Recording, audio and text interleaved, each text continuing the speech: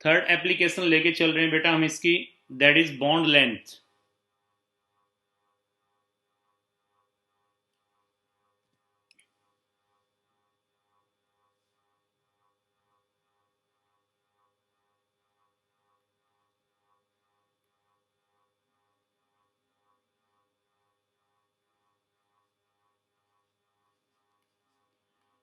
Bond length लेके चलेंगे।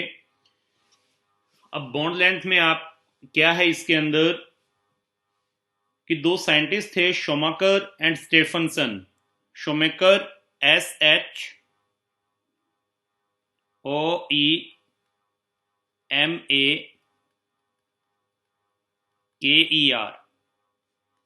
Shoemaker and STEPHENSEN,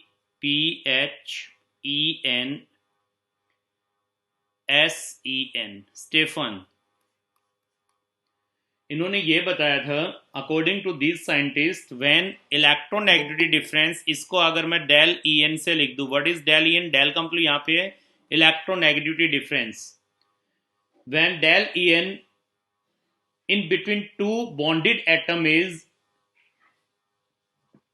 large, bond length decrease because of attraction between the atoms। ये मैंने कल भी आपको बताया था इसके बारे में। तो यहाँ पर बॉन्ड लेंथ जो हम जनरली लेंगे, बॉन्ड लेंथ वो इनवर्सली प्रोपोर्शनल हो जाएगी किसके? इलेक्ट्रोनेगेटिविटी डिफरेंस के। दो एटम के बीच में, दो एटम है वो कोवेलेंटली बॉन्डेड हैं, इनके बीच में जितना इलेक्ट्रोनेगेटिविटी डिफरेंस ज्यादा होगा उतनी ही बॉन्ड लेंथ कम होगी। तो according to this scientist, when del E N in between two bonded atoms is large, then bond length decreases because of attraction between the atoms. अगर इलेक्ट्रोनेगेटिविटी डिफरेंस ज्यादा होगा तो इसका मतलब उनमें अट्रैक्शन ज्यादा होगा, क्योंकि इलेक्ट्रोनेगेटिविटी डिफरेंस ज्यादा होने से अट्रैक्शन क्या होता है? बढ़ता है। मैंने कल भी आपको बताया था कि जो आयनिक बॉन्ड बनता है वो कब बनता है? जब इलेक्ट्रोनेगेटिविटी डिफरेंस बहुत ज्यादा हो, क्योंकि इलेक्ट्रोनेगेटिविटी डिफरेंस होने से फोर्स ऑफ अट्रैक्शन बढ़ती है। तो इलेक्ट्रोनेगेटिविटी डिफरेंस अगर ज्यादा होगा तो बॉन्ड लेंथ जो होगी वो डिक्रीज करेगी ड्यू टू अट्रैक्शन। और इनके लिए इन्होंने एक इक्वेशन दी थी, और वो इक्वेशन क्या थी? वहां यहाँ पे अगर हम यहाँ लेके चलें कि आपके पास दो एटम है ए बी और ये बॉन्डेड है एक दूसरे से, तो इनकी अगर हम यहाँ पर बॉन्ड लेंथ लें, बॉन्ड लेंथ को अगर हम लेकर के चलते हैं यहाँ, तो बॉन्ड लेंथ आपको देखो सिंपली हमने बता दिया था ना कि दो एटम जो है वो कोवेलेंटली बॉन्डेड हैं। कोवेलेंटली बॉन्डेड है तो कुछ पार्ट उनका कॉमन होगा, ये आपको नेक्स्ट चैप्टर में बताएंगे। तो बॉन्ड लेंथ क्या होगी? इनके न्यूक्लियस के सेंटर से इनका जो डिस्टेंस है, इसको हम जनरली बॉन्ड लेंथ बोलते हैं, इसको हम बॉन्ड लेंथ कहते हैं। ये बॉन्ड लेंथ है, इसको डी से मैंने डिनोट कर दिया, जैसे मैंने यहाँ लिख दिया डी ए बी। तो इसका मतलब क्या हुआ? बॉन्ड लेंथ किसके बीच है? ये ए और बी के बीच है। तो यहाँ पर बॉन्ड लेंथ जैसे मैं लिखता हूं किसके बीच? D A be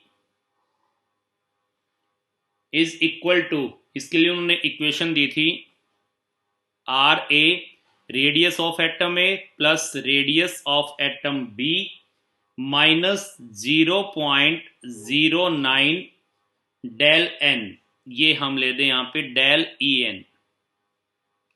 what is del E N? अभी आपको बताया था, ये इलेक्ट्रोनेगेटिविटी डिफरेंस है किस किस के बीच? ए और बी के बीच। ये इलेक्ट्रोनेगेटिविटी डिफरेंस है। तो ये इक्वेशन उन्होंने दी थी बॉन्ड लेंथ के लिए। डी ए बी क्या है? यहाँ पे बॉन्ड लेंथ ही है, ये यहाँ पे हम लेके चलें तो ये आपकी बॉन्ड लेंथ ही दे रखी है यहाँ पर डी ए बी से जो हमने शो किया है।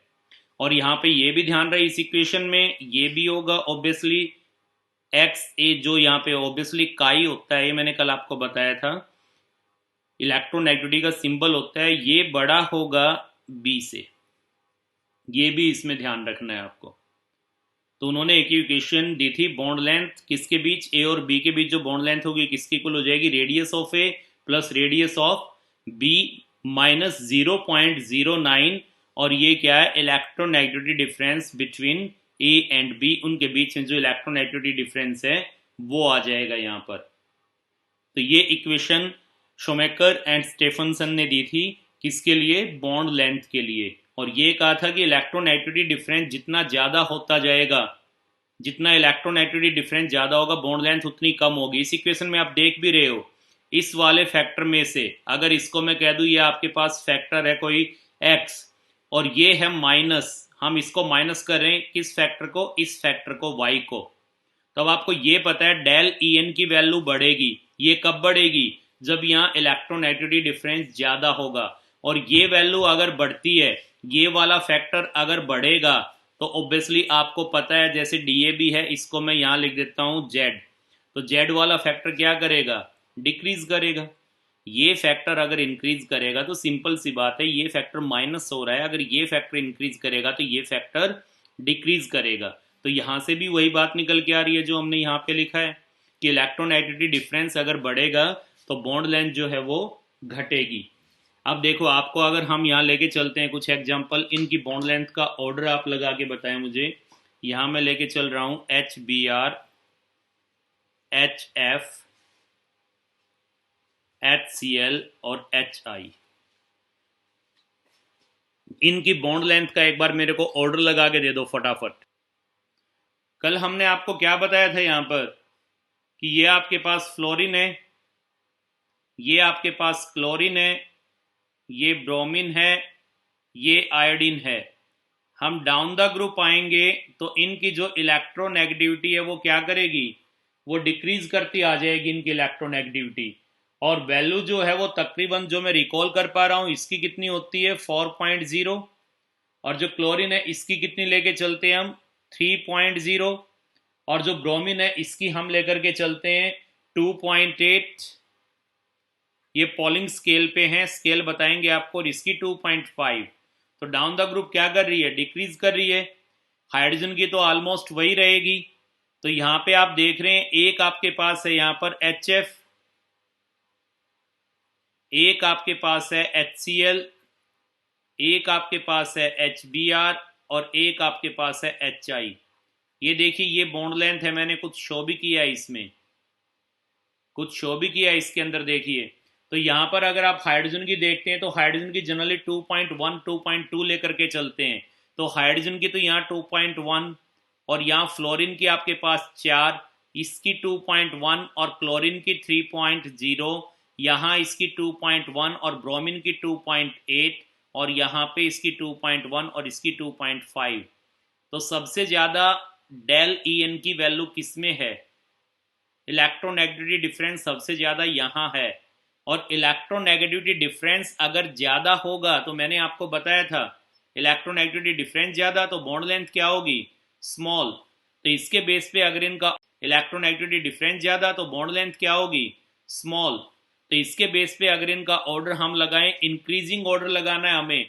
अब देखो कहने को तो ये है कि ऑर्डर तो ये भी सही है कि इसकी बॉन्ड लेंथ बड़ी होगी HBr से, HBr की बड़ी होगी HCl से और HCl की बड़ी होगी HF से, but this is decreasing order और हमें लगाना है इंक्रीजिंग ऑर्डर। तो HF से बड़ी किसकी आ गई HCl, HCl से बड़ी किसकी आ गई HBr और HBr से बड़ी किसकी आ गई HI की। तो अकॉर्डिंग टू क्वेश्चन ये अपना सही होना चाहिए क्योंकि किसके बेस पे है, ये इंक्रीजिंग ऑर्डर के बेस पे दिया हुआ है। तो ये वाला आ जाएगा यहाँ पर इंक्रीजिंग ऑर्डर के बेस पे। क्लियर। अब देखो एक और क्वेश्चन देते हैं, इसको करके देखिए इसी के ऊपर। अगर आपके पास हो KBr, एक दिया हुआ है लिथियम फ्लोराइड, एक आपको दिया हुआ है यहाँ पर एक लेके चलते हैं NaCl ले लेते हैं, NaCl ले लो, और एक यहाँ पर ले लेते हैं सीजियम आयोडाइड, सीजियम आयोडाइड। ये है, इनके इंक्रीजिंग ऑर्डर पे लगाइए, बॉन्ड लेंथ के इंक्रीजिंग ऑर्डर पे लगाइए। यहाँ पर क्या आ जाएगा, फटाफट करिए इसको, क्या ऑर्डर आ जाएगा भाई बताओ। ये तो आपको पता ही है कि हम लिथियम जो है, लिथियम से और क्या है इसमें सोडियम है, और क्या है पोटेशियम, और क्या है सीजियम। अगर इस साइड हम जाएंगे तो इलेक्ट्रोनेगेटिविटी क्या करेगी, डिक्रीज करेगी। और इनमें इलेक्ट्रोनेगेटिविटी कैसे डिक्रीज करती है, FCl, Br और I। इस तरफ जाएंगे तो इलेक्ट्रोनेगेटिविटी डिक्रीज करेगी। इलेक्ट्रोनेगेटिविटी सिंपली क्या बताया था कि जैसे दो एटम है बेटा, एक एटम ए है और एक एटम बी है, ये कोवेलेंटली बॉन्डेड है, ये ए का न्यूक्लियस ये बी का न्यूक्लियस और कोवेलेंटली बॉन्डेड है, तो क्या होगा, यहाँ जो इनके इलेक्ट्रॉन्स होंगे, ये इलेक्ट्रॉन ए का है और ये इलेक्ट्रॉन बी का है। तो हमने कहा था कि रिलेटिव टेंडेंसी है, ये इलेक्ट्रॉन शेयर कर रखे हैं, एक इलेक्ट्रॉन ए का और एक बी का, क्योंकि कोवेलेंट बॉन्ड बन रहा है।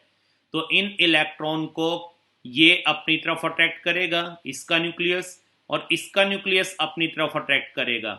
तो जो भी इन इलेक्ट्रॉन को ज्यादा अट्रैक्ट करेगा उसको हम कहेंगे उसकी इलेक्ट्रोनेगेटिविटी ज्यादा है।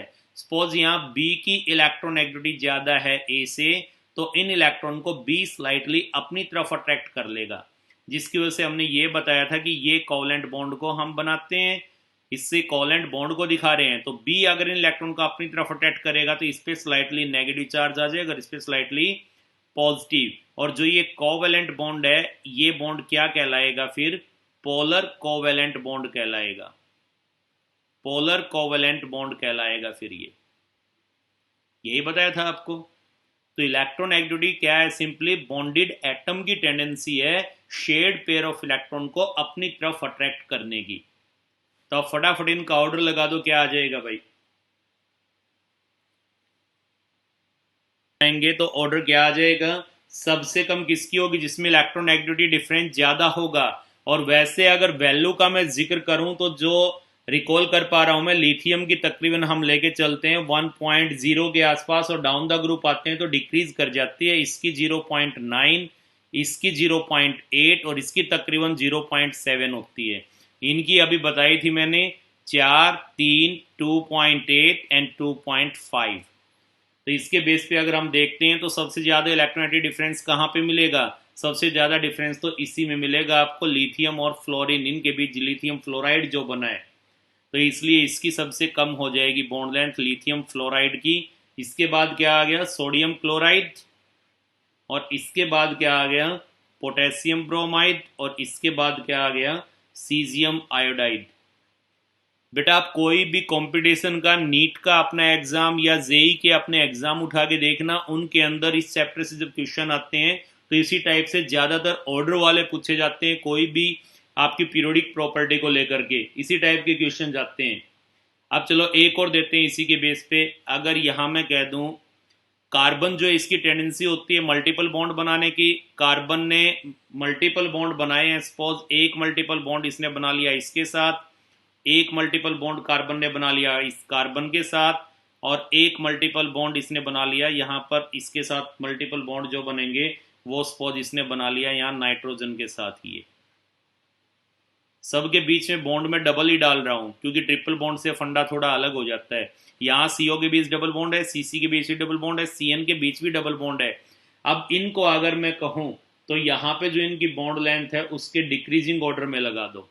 अब की बार ऑर्डर मैंने इसका डिक्रीजिंग बोला है, फटाफट लगाओ।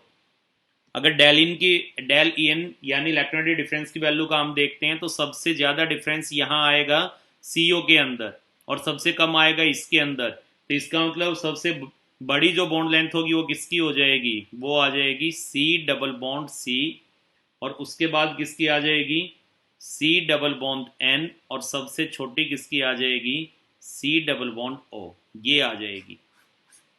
तो इस टाइप से बॉन्ड लेंथ पे क्वेश्चन आ सकते हैं, इसको नोट कर लें। नेक्स्ट इसमें हम लेकर के चलते हैं bond strength and bond energy. Bond strength and bond energy,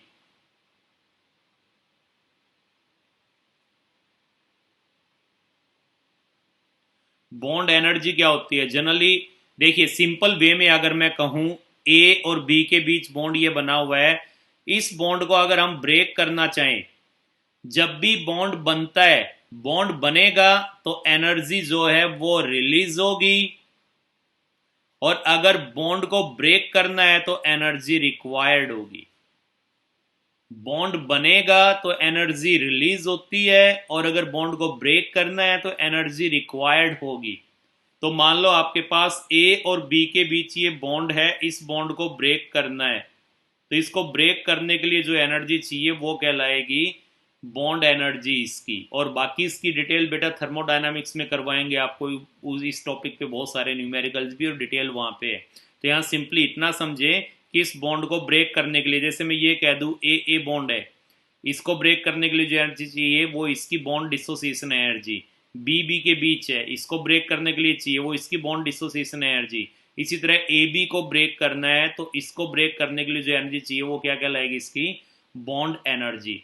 और देखिए बॉन्ड एनर्जी जो होती है ना, वो इनवर्सली प्रोपोर्शनल होती है बॉन्ड लेंथ के। बॉन्ड जितना बड़ा होगा उतनी जल्दी टूटेगा। बॉन्ड जितना बड़ा होगा, बॉन्ड लेंथ अगर ज्यादा होगी तो बॉन्ड एनर्जी कम होगी।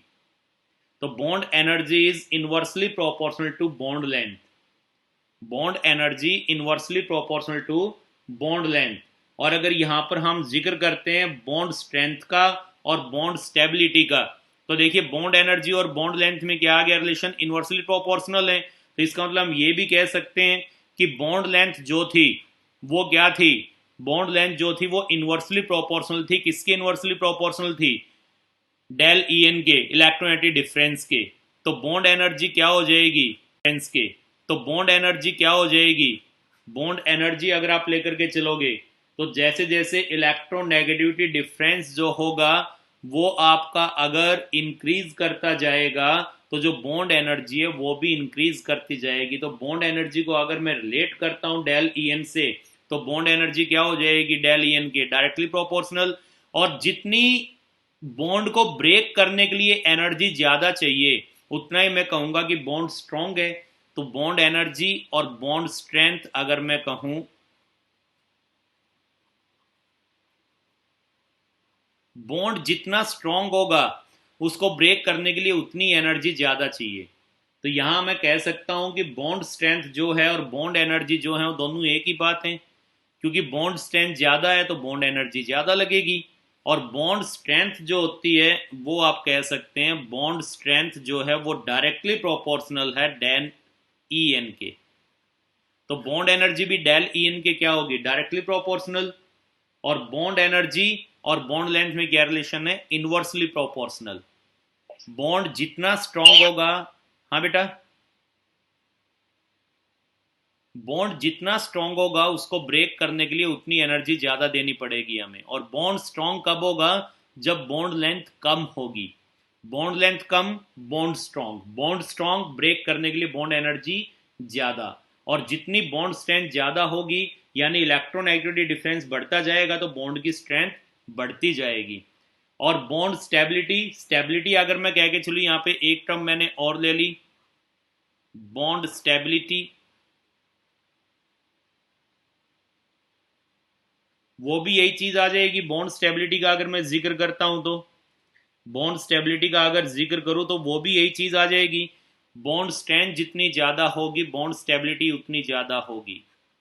हाँ, यहां पर अगर एक चीज मैं और करूं, बॉन्ड रिएक्टिविटी। अगर बॉन्ड रिएक्टिविटी का मैं जिक्र करूं, देखिए यहां मैंने कितनी टर्म लिखी हैं। पहले आपने पढ़ी थी यहां पर बॉन्ड लेंथ, बता दिया था ना कि दो एटम जो हैं सपोज ये कोवेलेंटली बॉन्डेड हैं, तो इनके न्यूक्लियस के सेंटर से जो डिस्टेंस है इसको हम बोलते हैं bond length. Simply, simple way में इस बॉन्ड को ब्रेक करने के लिए जो एनर्जी चाहिए वो कहलाएगी बॉन्ड एनर्जी। ये बॉन्ड जितना स्ट्रांग होगा उतनी बॉन्ड एनर्जी ज्यादा होगी। और अगर बॉन्ड एनर्जी ज्यादा है, जल्दी से बॉन्ड नहीं टूट रहा है, तो हम ये कहेंगे कि ये बॉन्ड स्टेबल है। और अगर बॉन्ड स्टेबल होगा तो उसकी रिएक्टिविटी कम होगी। अगर बॉन्ड स्टेबल होगा तो उसकी रिएक्टिविटी कम होगी। तो इसका मतलब हम क्या कह सकते हैं कि जो बॉन्ड एनर्जी है वो स्टेबिलिटी के क्या हो गई, डायरेक्टली प्रोपोर्शनल। और जो स्टेबिलिटी है वो रिएक्टिविटी के क्या हो गई, इनवर्सली प्रोपोर्शनल। ये तो आपको पहले भी हम बता चुके हैं, जो चीज स्टेबल होगी उसकी रिएक्टिविटी कम होगी। तो यहां पर बॉन्ड रिएक्टिविटी, बॉन्ड रिएक्टिव कब होगा, जब उसकी स्टेबिलिटी कम है। और स्टेबिलिटी कब कम होगी, जब उसकी स्ट्रेंथ कम है। स्ट्रेंथ कम कब है, इसका मतलब क्या हुआ कि उसको तोड़ने के लिए एनर्जी कम चाहिए। एनर्जी कम चाहिए तो इसका मतलब क्या हुआ कि उसकी बॉन्ड लेंथ बड़ी है। और बॉन्ड लेंथ अगर बड़ी है तो इसका मतलब इलेक्ट्रोनेगेटिविटी डिफरेंस क्या हो गया वहां पर, कम। यही तो चीज आ गई इनमें अगर रिलेशन लेकर के चले तो। बॉन्ड एनर्जी, इस बॉन्ड को ब्रेक करने के लिए जो एनर्जी चाहिए। अगर बॉन्ड एनर्जी ज़्यादा है तो मैं कहूँगा बॉन्ड स्ट्रेंथ ज़्यादा है, और बॉन्ड स्ट्रेंथ ज़्यादा है तो मैं कहूँगा बॉन्ड स्टेबल है, और बॉन्ड स्टेबल है तो बॉन्ड की रिएक्टिविटी कम है। ये मैं चीज़ कहूँगा। और जो बॉन्ड एनर्जी है वो डायरेक्टली प्रोपोर्शनल किसकी होगी? बॉन्ड लेंथ के। और बॉन्ड एनर्जी, बॉन्ड स्ट्रेंथ और बॉन्ड स्टेबिलिटी ये क्या हो गए? एक दूसरे के डायरेक्टली प्रोपोर्शनल। और ये सभी किसके डायरेक्टली प्रोपोर्शनल हो गए? डेल ई एन के। लेकिन बॉन्ड लेंथ जो है, या मैं कहूँ बॉन्ड रिएक्टिविटी, ये किसके? और इसके डेल ई एन के क्या हो जाएंगे? Inversely proportional. तो ये यहाँ पर इनमें रिलेशन है, इसका ध्यान देना है। सिंपली फिर से देखिए, बॉन्ड लेंथ आप पढ़ चुके हो, बॉन्ड को ब्रेक करना है, बॉन्ड को ब्रेक करने के लिए एनर्जी ज़्यादा चाहिए, तो मैं कहूँगा कि बॉन्ड स्टेबल है। बॉन्ड स्टेबल है तो यानी बॉन्ड स्ट्रॉन्ग है, यही बात हो गई। तो बॉन्ड एनर्जी, बॉन्ड स्ट्रेंथ और बॉन्ड स्टेबिलिटी ये एक दूसरे के डायरेक्टली हैं। अगर बॉन्ड को ब्रेक करने के लिए बॉन्ड स्टेबल है तो उसकी स्ट्रेंथ ज़्यादा होगी, स्टेबल है, स्ट्रेंथ ज़्यादा है तो ब्रेक करने के लिए एनर्जी ज़्यादा चाहिए। और अगर बॉन्ड एनर्जी ज़्यादा है तो बॉन्ड लेंथ कम होगी।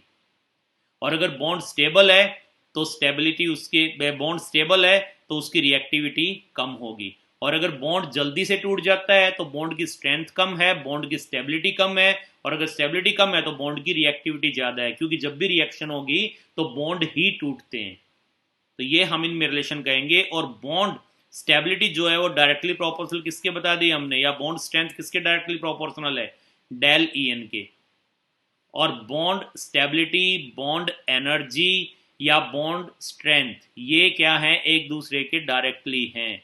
ये बढ़ेगा, ये बढ़ेगी, ये बढ़ेगी, सही है। और बॉन्ड लेंथ के क्या हो जाएंगे? सारे इनवर्सली। और बॉन्ड लेंथ जो है वो डेल इन के क्या है? इनवर्सली। तो ये तीनों bond strength, bond energy, bond stability ये del E N electronegative difference के क्या हो जाएंगे? डायरेक्टली। और बॉन्ड रिएक्टिविटी, बॉन्ड रिएक्टिव कब होगा? जब स्टेबिलिटी कम है। और स्टेबिलिटी कम कब होगी? जब बॉन्ड की स्ट्रेंथ कम है, तो उसको तोड़ने के लिए एनर्जी कम चाहिए। अब एनर्जी कम लगेगी बॉन्ड को तोड़ने के लिए, तो उसकी बॉन्ड लेंथ ज़्यादा है। बॉन्ड लेंथ अगर ज़्यादा है तो इलेक्ट्रोनेगेटिविटी डिफरेंस कम है। क्लियर? तो ये इनमें रिलेशन आ जाएंगे। एक बार ये चीज़ बताए बेटा, ये टॉपिक यहाँ से क्लियर हुआ? यही क्वेश्चन में लेके चल रहा हूँ जो पहले दिया था कि आपके पास है ये H I, H B R, H C L और एच एफ, ये हैं आपके पास। तो इनको आप अरेंज कर दो बॉन्ड स्ट्रेंथ के डिक्रीजिंग ऑर्डर में। बॉन्ड स्ट्रेंथ के डिक्रीजिंग ऑर्डर में इनको अरेंज कर दो। फटाफट करिए इनको अरेंज। यहां पर देखिए, आप फ्लोरीन से और आयोडीन की तरफ आते हैं तो साइज क्या करेगा? इंक्रीज करेगा ना। जैसे जैसे आप फ्लोरीन से आयोडीन की तरफ आएंगे, ये आपके पास फ्लोरीन है, क्लोरीन है, ब्रोमीन है, आयोडीन है, तो इस तरफ आएंगे तो साइज क्या करेगा? इनका साइज करेगा इंक्रीज। तो मानिए ये आपके पास एक तो ये बॉन्ड बना रहे हैं और एक आपके पास जो है बॉन्ड ये बना रहे हैं। तो अब ये बताए, ये है यहाँ बॉन्ड लेंथ और ये है बॉन्ड लेंथ यहाँ पे। तो एक चीज ध्यान रखना, as the size increases bond length increases. Size बढ़ेगा तो बॉन्ड लेंथ बढ़ेगी। अब यहाँ ये मान लो कि हाइड्रोजन का साइज तो चलो सेम है, और जब फ्लोरीन से हम आयोडीन की तरफ जाते हैं तो साइज बढ़ रहा है। और अगर बॉन्डेड एटम का साइज बढ़ेगा, ये देखिए साइज और बढ़ा दिया, साइज बढ़ेगा तो इंटर न्यूक्लियर डिस्टेंस इंक्रीज करेगा, यानी बॉन्ड लेंथ इंक्रीज करेगी। तो हम ये कह सकते हैं यहाँ पर कि एच एफ की बॉन्ड लेंथ ये है जो मैंने लाइन से दिखाई है। एच सी एल को मैं शो करूंगा, बॉन्ड लेंथ बढ़ गई। एच बी आर को शो करूं और बढ़ गई। एच आई को शो करूं, बॉन्ड लेंथ और बढ़ गई। क्यों? क्योंकि इनके एटम का साइज बढ़ रहा है। As the atomic radius increases bond length in as the atomic radius increases bond length increases. तो डाउन द ग्रुप अगर हम आते हैं तो बॉन्ड लेंथ क्या कर रही है? बॉन्ड लेंथ जो है वो इंक्रीज कर रही है। और बॉन्ड लेंथ अगर इंक्रीज करेगी तो अभी रिलेशन बताया था, ये देखिए बॉन्ड एनर्जी और बॉन्ड लेंथ इनवर्सली हैं, तो बॉन्ड एनर्जी क्या करेगी? बॉन्ड एनर्जी डिक्रीज करेगी। बॉन्ड लेंथ जितनी बढ़ती जाएगी बॉन्ड उतना वीक होता जाएगा, जल्दी टूटेगा। बॉन्ड लेंथ अगर बढ़ेगी, बॉन्ड लेंथ कब बढ़ती है? जब अट्रैक्शन कम होगा। भाई अट्रैक्शन अगर ज्यादा हुआ फिर तो वो क्लोज आ जाएंगे, अगर दो एटम के बीच अट्रैक्शन ज्यादा हुआ तो वो क्लोज आ जाएंगे, और क्लोज आएंगे तो इनके बीच का ये डिस्टेंस कम होगा, और अगर उनमें अट्रैक्शन ज्यादा नहीं है तो कंपेरेटिवली दूर रहेंगे और ये इंटरन्यूक्लियर डिस्टेंस ज्यादा होगा, जिसको हम बॉन्ड लेंथ कह रहे हैं। और अट्रैक्शन अगर कम है तो इसका मतलब बॉन्ड वीक है, और बॉन्ड अगर वीक है तो जल्दी टूटेगा।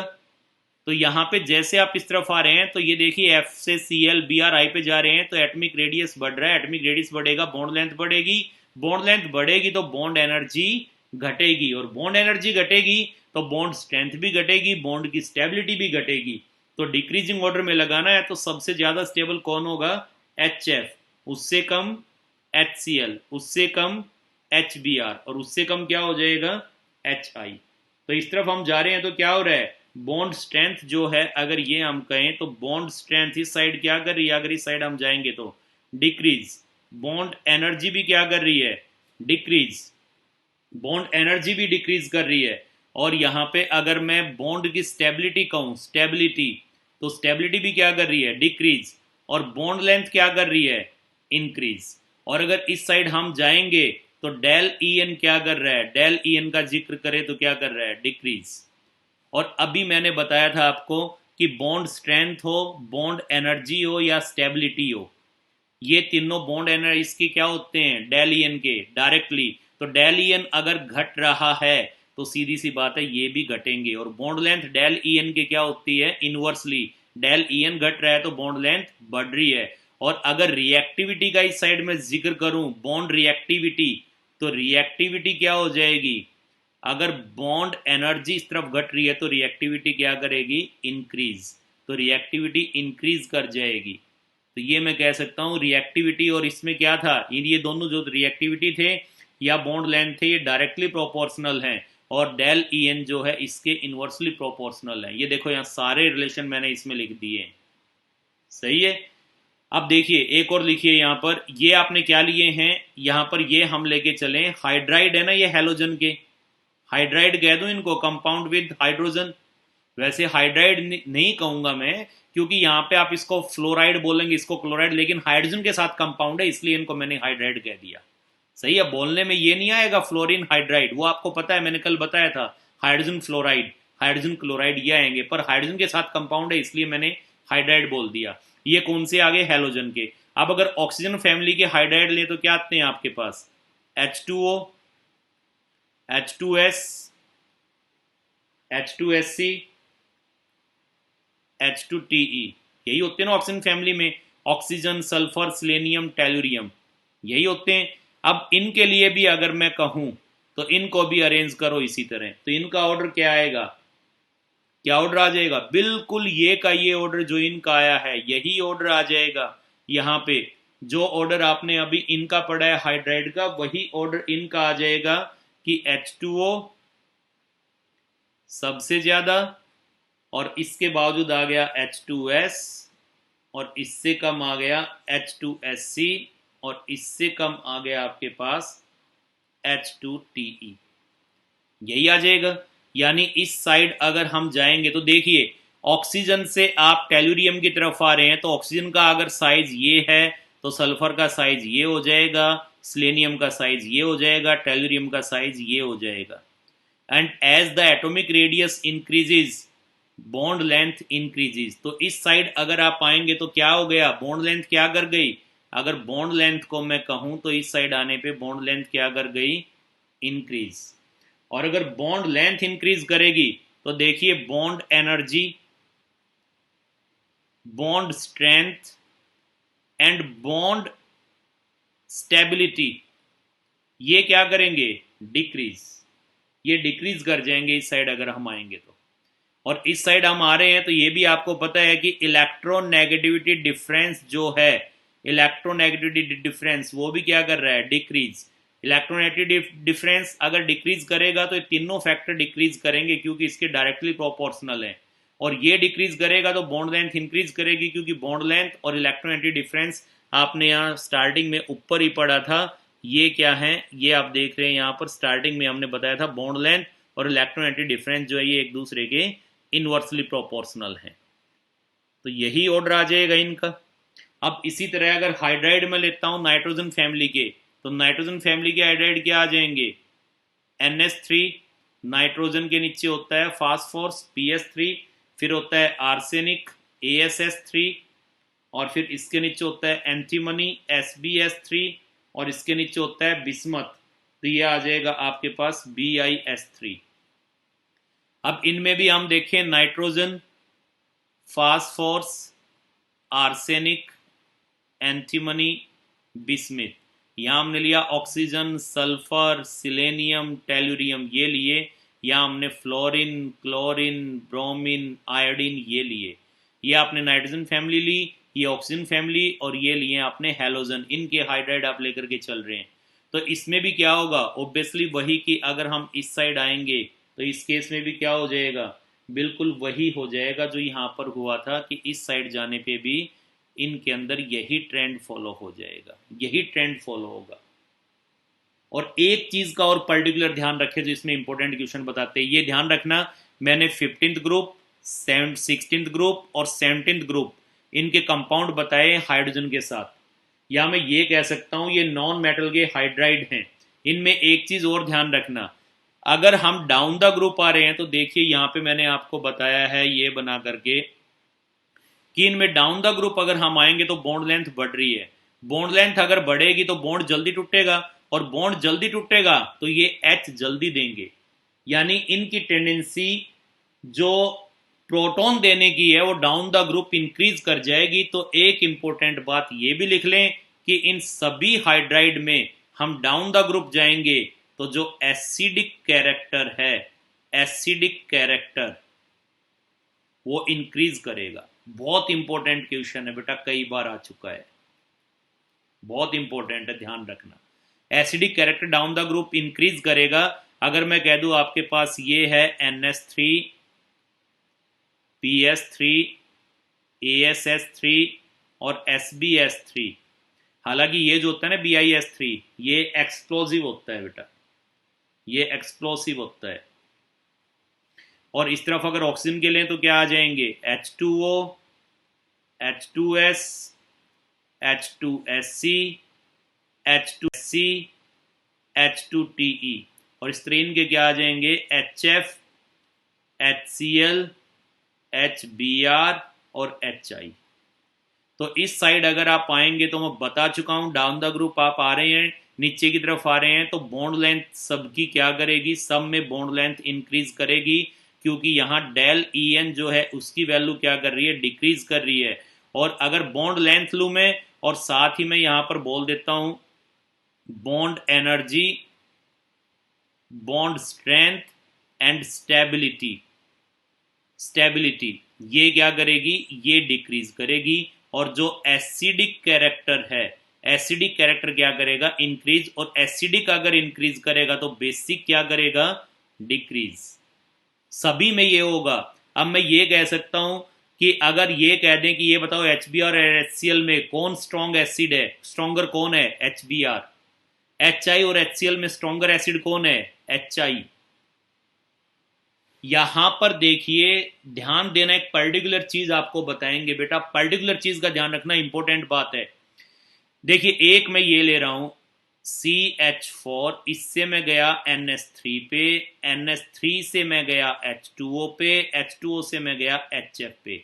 ये हाइड्राइड है, लेफ्ट टू राइट जा रहा हूं। कार्बन का हाइड्राइड हो गया यानी कंपाउंड हाइड्रोजन के साथ, ये नाइट्रोजन का, ये ऑक्सीजन का, और ये फ्लोरीन का। और एक मैं ये ले रहा हूं HCl, HBr और HI। इंपॉर्टेंट बात है बेटा, एक हम इस तरफ आ रहे हैं, ये तो हम जा रहे हैं लेफ्ट टू राइट, और ये आ रहे हैं टॉप टू बॉटम। अगर बात आ जाती है एसिडिक कैरेक्टर की, एसिडिक कैरेक्टर की बात आती है हाइड्राइड की, तो यहां पे देखिए टॉप टू बॉटम अगर हम आएंगे तो एसिडिक कैरेक्टर डिपेंड करता है बॉन्ड डिसोसिएशन एनर्जी पे, बॉन्ड डिसोसिएशन एनर्जी पे डिपेंड करेगा। बॉन्ड डिसोसिएशन एनर्जी अगर डिक्रीज होती जाएगी, बॉन्ड डिसोसिएशन एनर्जी डिक्रीज होती जाएगी तो एसिडिक कैरेक्टर जो है वो इंक्रीज होता जाएगा। डाउन द ग्रुप ये ध्यान रखना, इसमें आए आप, इसमें आए, डाउन द ग्रुप का जिक्र कर रहा हूं मैं कि इनके नाइट्रोजन फैमिली हो या ऑक्सीजन फैमिली हो या आपके पास हैलोजन हो, इनके जो हाइड्रोजन के साथ कंपाउंड होंगे तो इनकी जो एसिडिक स्ट्रेंथ होगी वो बॉन्ड डिसोसिएशन एनर्जी पे डिपेंड करेगी जब हम डाउन द ग्रुप आएंगे।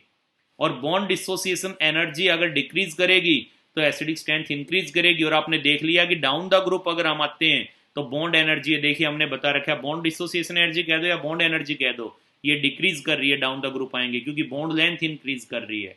तो बॉन्ड एनर्जी अगर डिक्रीज करेगी डाउन द ग्रुप तो सीधी सी बात है एसिडिक कैरेक्टर जो है, bond energy decrease, acidic character increase, bond dissociation energy decrease, acidic character increase, यानी इनवर्सली हो गए।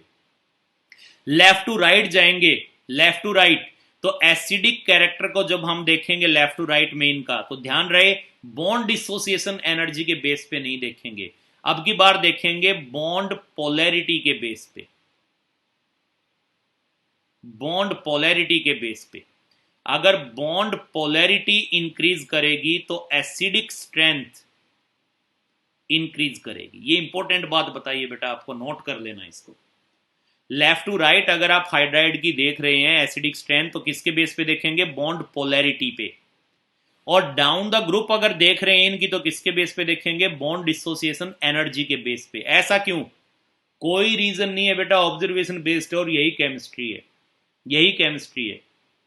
तो देखिए इनका अगर हम एसिडिक स्ट्रेंथ को देखते हैं डाउन द ग्रुप, ऐसे इसमें देखें, इस ग्रुप की इसमें देखें या इसमें देखें, तो बॉन्ड डिसोसिएशन एनर्जी के बेस पे देखेंगे। और डाउन द ग्रुप आते हैं तो बॉन्ड लेंथ बढ़ती है क्योंकि एटॉमिक साइज बढ़ता है, और बॉन्ड लेंथ अगर बढ़ेगी तो बॉन्ड डिसोसिएशन एनर्जी घटेगी, और बॉन्ड डिसोसिएशन एनर्जी घटेगी तो एसिडिक कैरेक्टर बढ़ेगा। और जब अब लेफ्ट टू राइट जाएंगे तो वो देखेंगे बॉन्ड पोलैरिटी पे, और बॉन्ड पोलैरिटी अगर बढ़ेगी तो एसिडिक कैरेक्टर बढ़ेगा। और बॉन्ड पोलैरिटी किस पे डिपेंड करती है, बॉन्ड पोलैरिटी जो होगी, bond polarity directly proportional to del E N होती है। जितना इलेक्ट्रोनेगेटिविटी डिफरेंस ज्यादा होगा उतनी बॉन्ड पोलैरिटी ज्यादा होगी, यानी बॉन्ड पे उतना ही पॉजिटिव नेगेटिव। अभी मैंने बताया था ना, दो एटम के बीच बॉन्ड बना हुआ है, बी की इलेक्ट्रोनेगेटिविटी ज्यादा है ए से, तो ये इलेक्ट्रॉन को अपनी तरफ अट्रैक्ट करेगा, जिसकी वजह से इस पे आ जाएगा स्लाइटली नेगेटिव चार्ज और इस पे आ जाएगा स्लाइटली पॉजिटिव चार्ज। तो जितना इनके इलेक्ट्रोनेगेटिव में डिफरेंस ज्यादा होगा उतना ये चार्ज ज्यादा होता जाएगा, और जितना ये चार्ज ज्यादा होता जाएगा उतना हम कहेंगे कि बॉन्ड की पोलैरिटी बढ़ रही है। तो बॉन्ड की पोलैरिटी कब बढ़ेगी, जब इलेक्ट्रोनेगेटिविटी डिफरेंस बढ़ेगा, और बॉन्ड की पोलैरिटी बढ़ेगी तो एसिडिक स्ट्रेंथ बढ़ेगी लेफ्ट टू राइट जाने में। तो इस केस में क्या हुआ है, यहां पर अगर आप देखते हैं कार्बन से नाइट्रोजन, नाइट्रोजन से ऑक्सीजन, ऑक्सीजन से फ्लोरीन जाते हैं, तो आपको पता है सबसे ज्यादा इलेक्ट्रोनेगेटिविटी यहाँ किसकी है, फ्लोरीन की, इससे कम ऑक्सीजन, इससे कम नाइट्रोजन और इससे कम कार्बन। यही ऑर्डर आएगा इनमें, हाइड्रोजन तो सेम है चारों में। तो बॉन्ड पोलैरिटी इस साइड क्या कर रही है, अगर हम इस साइड जा रहे हैं लेफ्ट टू राइट तो बॉन्ड पोलैरिटी क्या कर रही है, इंक्रीज, तो एसिडिक स्ट्रेंथ भी क्या करेगी, इंक्रीज। तो इनकी अगर एसिडिक ऑर्डर लगाऊं तो सबसे ज्यादा कौन हो गया एसिडिक, HF, उससे कम कौन हो गया H2O, और इससे कम कौन हो गया NH3, और इससे कम कौन हो गया CH4। ये डिक्रीजिंग एसिडिक स्ट्रेंथ है, और बेसिक कहूं तो इससे उल्टी हो जाएगी, ये ध्यान रखना, बेसिक उल्टी हो जाएगी। तो जो हाइड्रोजन के साथ कंपाउंड बना रहे हैं ये पी ब्लॉक वाले, उनमें ध्यान देना कि टॉप टू बॉटम आएंगे तो एसिडिक कैरेक्टर डिपेंड करेगा बॉन्ड डिसोसिएशन एनर्जी पे, जो कि उसके इनवर्सली प्रोपोर्शनल होगा, कि बॉन्ड डिसोसिएशन एनर्जी घटेगी तो एसिडिक कैरेक्टर बढ़ेगा। और जब लेफ्ट टू राइट देखेंगे तो वो डिपेंड करेगा बॉन्ड पोलैरिटी पे, और बॉन्ड पोलैरिटी डिपेंड करेगी इलेक्ट्रोनेगेटिविटी डिफरेंस पे। इलेक्ट्रोनेगेटिविटी डिफरेंस ज्यादा होगा तो बॉन्ड पोलैरिटी ज्यादा होगी। यहाँ बॉन्ड HF के बीच है, यहाँ HO के बीच है, यहाँ NH के बीच है, यहाँ CH के बीच है, तो इस साइड जाएंगे तो इलेक्ट्रोनेगेटिविटी डिफरेंस बढ़ रहा है, HF का सबसे ज्यादा है, HO का उससे कम, और NH के बीच उससे कम, और CH में सबसे कम। तो इस साइड बॉन्ड पोलैरिटी बढ़ेगी क्योंकि इलेक्ट्रोनेगेटिविटी डिफरेंस बढ़ रहा है, और बॉन्ड पोलैरिटी बढ़ेगी तो एसिडिक स्ट्रेंथ बढ़ेगी। तो ये एसिडिक स्ट्रेंथ का ऑर्डर आ जाएगा लेफ्ट टू राइट। और अगर टॉप टू बॉटम हम देखें तो एसिडिक स्ट्रेंथ का ऑर्डर क्या हो गया, यही हो गया ना, HI स्ट्रॉन्गर, इसमें स्ट्रॉन्गेस्ट हो जाएगा, फिर HBr, और फिर आ जाएगा यहाँ पर HCl, और फिर आ जाएगा HF, ये आ जाएगा। एक और चीज अब देखिए इनमें, अब डाउन द ग्रुप आते हैं, डाउन द ग्रुप आते हैं तो ये जो बॉन्ड टूट रहा है AH, ए यहाँ पे क्या हो सकता है, ए जो मैं यहाँ पे कह के चल रहा हूँ भाई ये आप ले सकते हैं, इस केस में तो ऑक्सीजन वाले हो जाएंगे, यहाँ पे FCl Bri ये हो जाए, मैंने इनको ए से कर दिया, और एक हाइड्रोजन है। तो देखिए ये बॉन्ड जितनी जल्दी टूटेगा तो इसका मतलब इनकी हाइड्रोजन देने की टेंडेंसी ज्यादा होगी, और जो हाइड्रोजन जल्दी देता है तो इसका मतलब उसका रेडिएशन नेचर ज़्यादा होता है, रेडिएशन नेचर ज़्यादा होगा। तो ये भी ध्यान रखना कि इनमें जब हम डाउन द ग्रुप आएंगे, चाहे वो नाइट्रोजन फैमिली वाले हाइड्राइड हो, चाहे ऑक्सीजन वाले हाइड्राइड हो, और चाहे आपके पास हेलोजन वाले हों, जब डाउन द ग्रुप आएंगे तो जो रेड्यूसिंग नेचर है वो भी इंक्रीज करेगा। जो रेड्यूसिंग नेचर होगा वो भी इंक्रीज करेगा, और ऑक्सीडाइजिंग नेचर जो है, ऑक्सीडाइजिंग नेचर जो है वो क्या करेगा, वो डिक्रीज करेगा। ये भी ध्यान रखना इनमें सभी में। ये हाइड्राइड की इंपॉर्टेंट बात आपको बता दी है। ठीक है, मैं फिर कह रहा हूं बेटा, बुक वगैरह आपको कुछ नहीं देखनी है, जो चीज जहां पे मैं करवा रहा हूं उनके करते जाओ।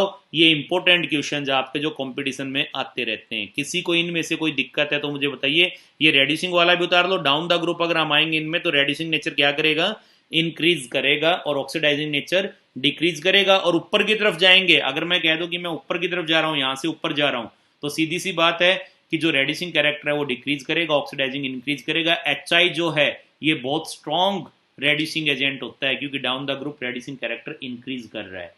तो ये इनमें अगर मैं कहूं तो स्ट्रॉन्गेस्ट रेड्यूसिंग एजेंट है, ये स्ट्रॉन्गेस्ट ऑक्सीडाइजिंग एजेंट है, ये स्ट्रॉन्गेस्ट ऑक्सीडाइजिंग एजेंट है, ये स्ट्रॉन्गेस्ट रेड्यूसिंग एजेंट।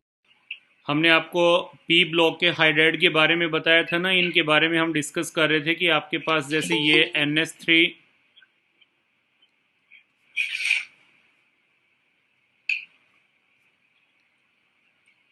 अभी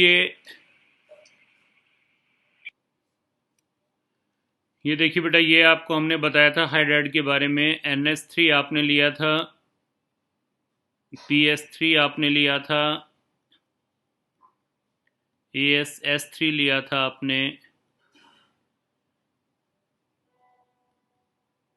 ये लिया था आपने, या हमने ये लिया था यहाँ H2O, H2S, H2SC, H2T, या हमने ये लिया था HF, HCl, HBr और HI। और इसमें हमने आपको डिस्कस किया था कि हम डाउन द ग्रुप आएंगे तो क्या होगा, बॉन्ड लेंथ जो है, बॉन्ड लेंथ वो क्या कर रही है, इंक्रीज। तो बॉन्ड डिसोसिएशन एनर्जी क्या कर रही है, डिक्रीज। और जिसकी वजह से acidic character and reducing character दोनों ही इंक्रीज कर रहे थे, ये हमने आपको बताया था। ये तो नॉन मेटल का पी ब्लॉक का हो गया था। अब अगर हम जिक्र करते हैं यहाँ पर एस ब्लॉक का, तो उसमें लिखें, in the hydrides of S block metals basic character down the group increases. इसमें acidic character down the group increase कर रहा था, उसमें basic character down the group increase करेगा। Reason, because on hydrolysis of H negative ion of metal hydride, OH negative ion is produced। जैसे आपके पास हम ये कह दें कि S ब्लॉक में आपके पास सोडियम हाइड्राइड है, तो सोडियम हाइड्राइड में आपको पता है क्या होगा, Na पॉजिटिव और H नेगेटिव। H नेगेटिव को क्या कहेंगे, हाइड्राइड। और जब इस हाइड्राइड की हाइड्रोलाइसिस होगी, यानी पानी में जब इसको डालेंगे तो वाटर से क्या आएगा, H पॉजिटिव OH नेगेटिव, ये कह सकता हूं मैं। और यहाँ पे ये H नेगेटिव जो कि कहाँ से आया है, हाइड्राइड से, और वाटर से आने वाले H पॉजिटिव से मिलके क्या बनाएगा, H2, और साथ में क्या निकाल देगा, OH नेगेटिव आयन निकाल देगा। और OH नेगेटिव जो है इसी की वजह से क्या होगा, बेसिक हो जाएगा। तो ऑब्वियसली NaOH आ जाएगा यहाँ पर, क्योंकि मैं Na पॉजिटिव नहीं दिखा रहा हूँ। स्पेक्टेट आयन क्या है, देखो यहाँ पे अगर मैं लिखता NaH तो यहाँ NaOH आ जाता, NaOH नेगेटिव। तो आप देखिए यहाँ पर जो आप लेके चल रहे हैं, Na यहाँ लिखेंगे आप, और Na यहाँ भी है, यहाँ पे NaH है सोडियम हाइड्राइड, यहाँ पे NaOH है सोडियम हाइड्रोक्साइड। तो Na पॉजिटिव स्पेक्टेट आयन है, दोनों तरफ था, इसलिए मैंने लिखा नहीं है। तो इसमें क्या है कि जो एस ब्लॉक मेटल के हाइड्राइड हैं उनका basic character down the group increase करेगा, क्योंकि हाइड्रोलाइसिस पे ये जो इनके H नेगेटिव की हाइड्रोलाइसिस होगी, हाइड्रोलाइसिस का मतलब होता है वाटर के साथ रिएक्ट करना, तो जब यहाँ पर ये H नेगेटिव जो कि हाइड्राइड से आया है, इसकी हाइड्रोलाइसिस होगी, तो हाइड्रोलाइसिस होकर के ये OH negative ion hydroxide ion देगा, इसलिए बेसिक हो गया नेचर में। और ये भी मैं आपको बता चुका था यहाँ पे कि अगर आप इसमें लेफ्ट टू राइट आएंगे तो भी एसिडिक कैरेक्टर क्या करेगा, इंक्रीज। इस केस में बताया था मैंने, along a period on moving left to right acidic nature of hydrides increases। ये भी मैं आपको बता चुका हूं। क्लियर। नेक्स्ट हम लेकर के चलते हैं इसमें नेचर ऑफ बॉन्ड। नेक्स्ट हम लेंगे इसकी application, that is nature of bond. Nature of bond लेके चलते हैं बेटा। तो इसमें लिखें आप अकॉर्डिंग टू ये माइक्रोफोन ऑफ करें बेटा। According to theoretical value given by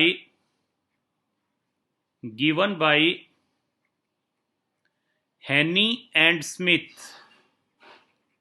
scientist थे, इन्होंने दिया according to theoretical value given by Hannay and Smith, अगर when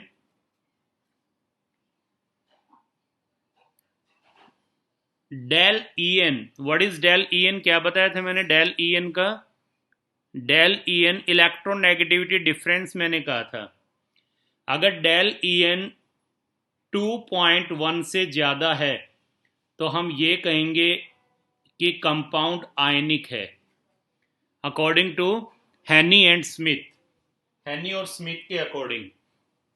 और अगर इलेक्ट्रोनेगेटिविटी डिफरेंस यानी डेल ई एन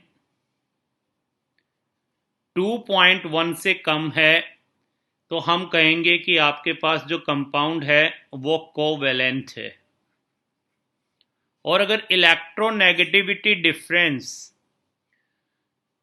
2.1 है तो हम ये कहेंगे कि 50% आयनिक है, 50% आयनिक है, तो यानी 50% कोवैलेंट है, यही कहेंगे।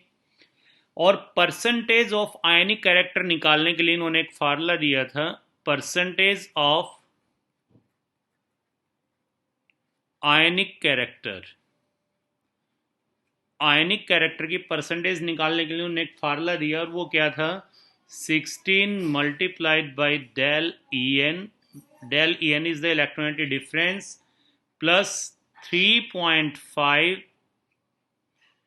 Into del E N square. ये वाला इन्होंने फार्मूला दिया था भाई।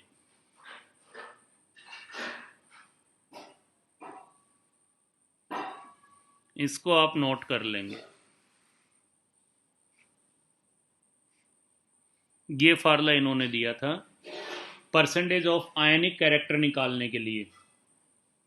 अब जैसे यहां पर हम ये कह दें कि एक कंपाउंड है जो हाइड्रोजन और फ्लोरीन से मिलके बना हुआ है, तो परसेंटेज ऑफ आयनिक कैरेक्टर निकालिए। तब आपको ये है इलेक्ट्रोनेगेटिविटी ऑफ फ्लोरीन कितनी है? 4, ये लिए। और इलेक्ट्रोनेगेटिविटी ऑफ हाइड्रोजन ये आपको गिवन भी होगी, ये है 2.1। तो what is the value of del E N? Del E N की वैल्यू क्या आ जाएगी? 4 माइनस 2.1 इज इक्वल टू 1.9, यही पुट कर देंगे। तो इस फार्मूले में वैल्यू पुट करें, परसेंटेज ऑफ आयनिक कैरेक्टर क्या हो जाएंगे?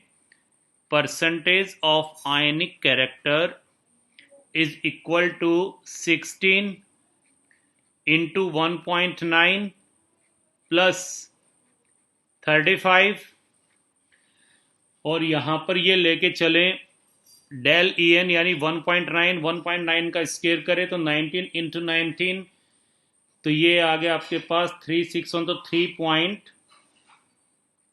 इंटू 3.61 आ जाएगा।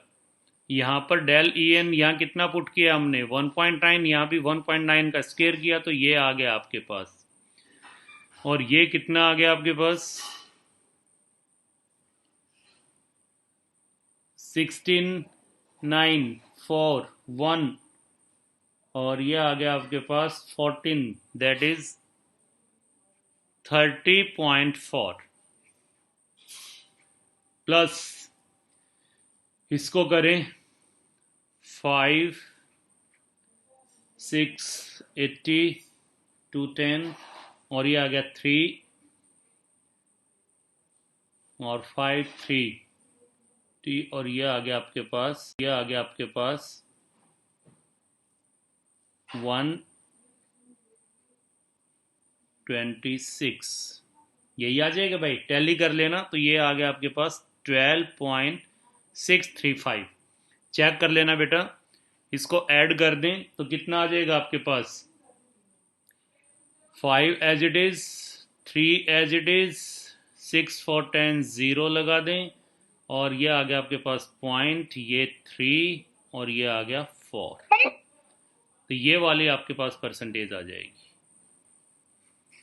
परसेंटेज ऑफ आयनिक कैरेक्टर इतने आ गए हैं आपके पास। और अगर इसलिए हम इसमें कहें परसेंटेज ऑफ कोवेलेंट कैरेक्टर कितने हैं, परसेंटेज ऑफ कोवेलेंट कैरेक्टर कितने आ जाएंगे, तो परसेंटेज ऑफ कोवेलेंट कैरेक्टर इसके अंदर अगर आप निकाल लेंगे तो ऑब्वियसली वो कितने के आसपास आ जाएंगे, नियरली वो आ गया आपके पास 57%। अब देखिए कोवेलेंट कैरेक्टर इतने हैं, आयनिक कैरेक्टर इतने परसेंटेज है, तो हम इसलिए इसमें ये कह सकते हैं कि HF जो है is covalent compound, it is covalent compound.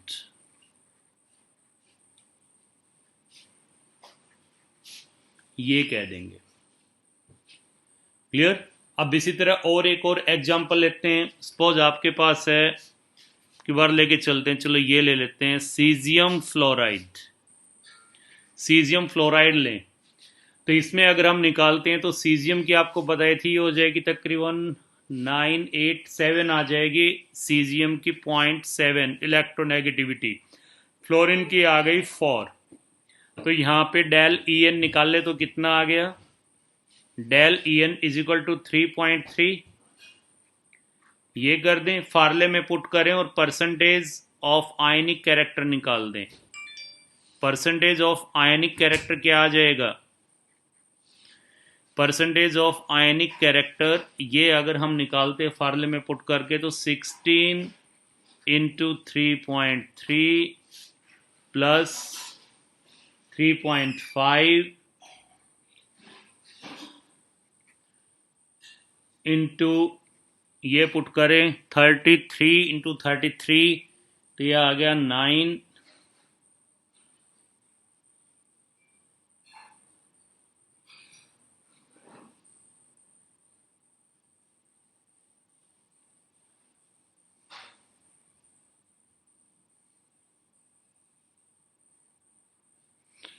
ये आ जाएगा बेटा यहाँ पर 3.5 33 इंटू 33 तो ये आ गया 9 और 108 आ जाएगा और यहाँ पर मैं लगा देता हूँ पॉइंट, तो ये कितना आ गया 10.89 10.89। और इसको अगर हम सॉल्व करते हैं तो ये नियरली आपके पास सॉल्व करने पे जो मैं रिकॉल कर पा रहा हूँ ये 91% आ जाएगा, नियरली 91% आ जाए। 16 इंटू 3.3 प्लस 3.5 इंटू ये आ जाएगा 10.89। इसको सॉल्व करेंगे तो नियरली आपके पास 91% आ जाएगा। और ये परसेंटेज ऑफ अगर कोवेलेंट कैरेक्टर निकाल ले तो कितनी परसेंटेज आ गई, 9% आ गया। तो इसका मतलब क्या है, ये ज़्यादा आयनिक, लेकिन इसके अंदर कोवेलेंट कैरेक्टर भी है। और कोवेलेंट कैरेक्टर क्यों है इसके अंदर, in this covalent character is due to polarization, ये polarization की वजह से है। पोलराइजेशन देखो मैंने आपको एक चीज बताई थी कि कोवेलेंट कंपाउंड में आयनिक कैरेक्टर क्यों आते हैं, due to difference in electronegativity. और आयनिक में भी कोवेलेंट आ सकते हैं, तो आयनिक में कोवेलेंट क्यों आ गए, ड्यू टू पोलराइजेशन। पोलराइजेशन क्या है ये आपको अलग से बताएंगे ये टॉपिक। तो केवल यहाँ ध्यान रखिए कि जब आयनिक कंपाउंड में कोवलेंट कैरेक्टर आते हैं तो वो पोलराइजेशन की वजह से आते हैं। पोलराइजेशन क्या है, किन फैक्टर पे डिपेंड करता है, ये टॉपिक हम अलग से उठा के लेके चलेंगे। ठीक है, तो ये आ गया अबाउट हैनी एंड स्मिथ, जिसने एक थ्योरेटिकल वैल्यू जो है वो इसके लिए दी थी कि परसेंटेज ऑफ आयनिक कैरेक्टर कैसे निकालेंगे, उसका फार्मूला दिया था, और इस पे इस टाइप से न्यूमेरिकल आए तो हम निकाल के बता सकते हैं। अब इसी तरह अगर हम इसमें लेके चलें, ये तो हैनी एंड स्मिथ के अकॉर्डिंग आ गया। अब अकॉर्डिंग टू अगर इसमें मैं लिखता हूं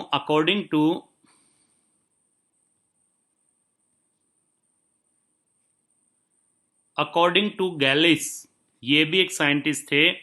इन्होंने क्या कहा कि अगर डेल ई एन, इन्होंने ये कहा कि अगर डेल ई एन 1.7 से ज्यादा है तो कंपाउंड आयनिक होगा, इन्होंने ये बोल दिया। और अगर डेल ई एन 1.7 से कम है तो कंपाउंड कोवलेंट होगा, लेकिन कैसा कोवलेंट होगा, पोलर कोवलेंट होगा। पोलर कोवलेंट, देखो मैंने आपको बताया था इलेक्ट्रोनेगेटिविटी डिफरेंस नहीं है इन दोनों के बीच, तो एक कोवलेंट बॉन्ड कैसा है, नॉन पोलर।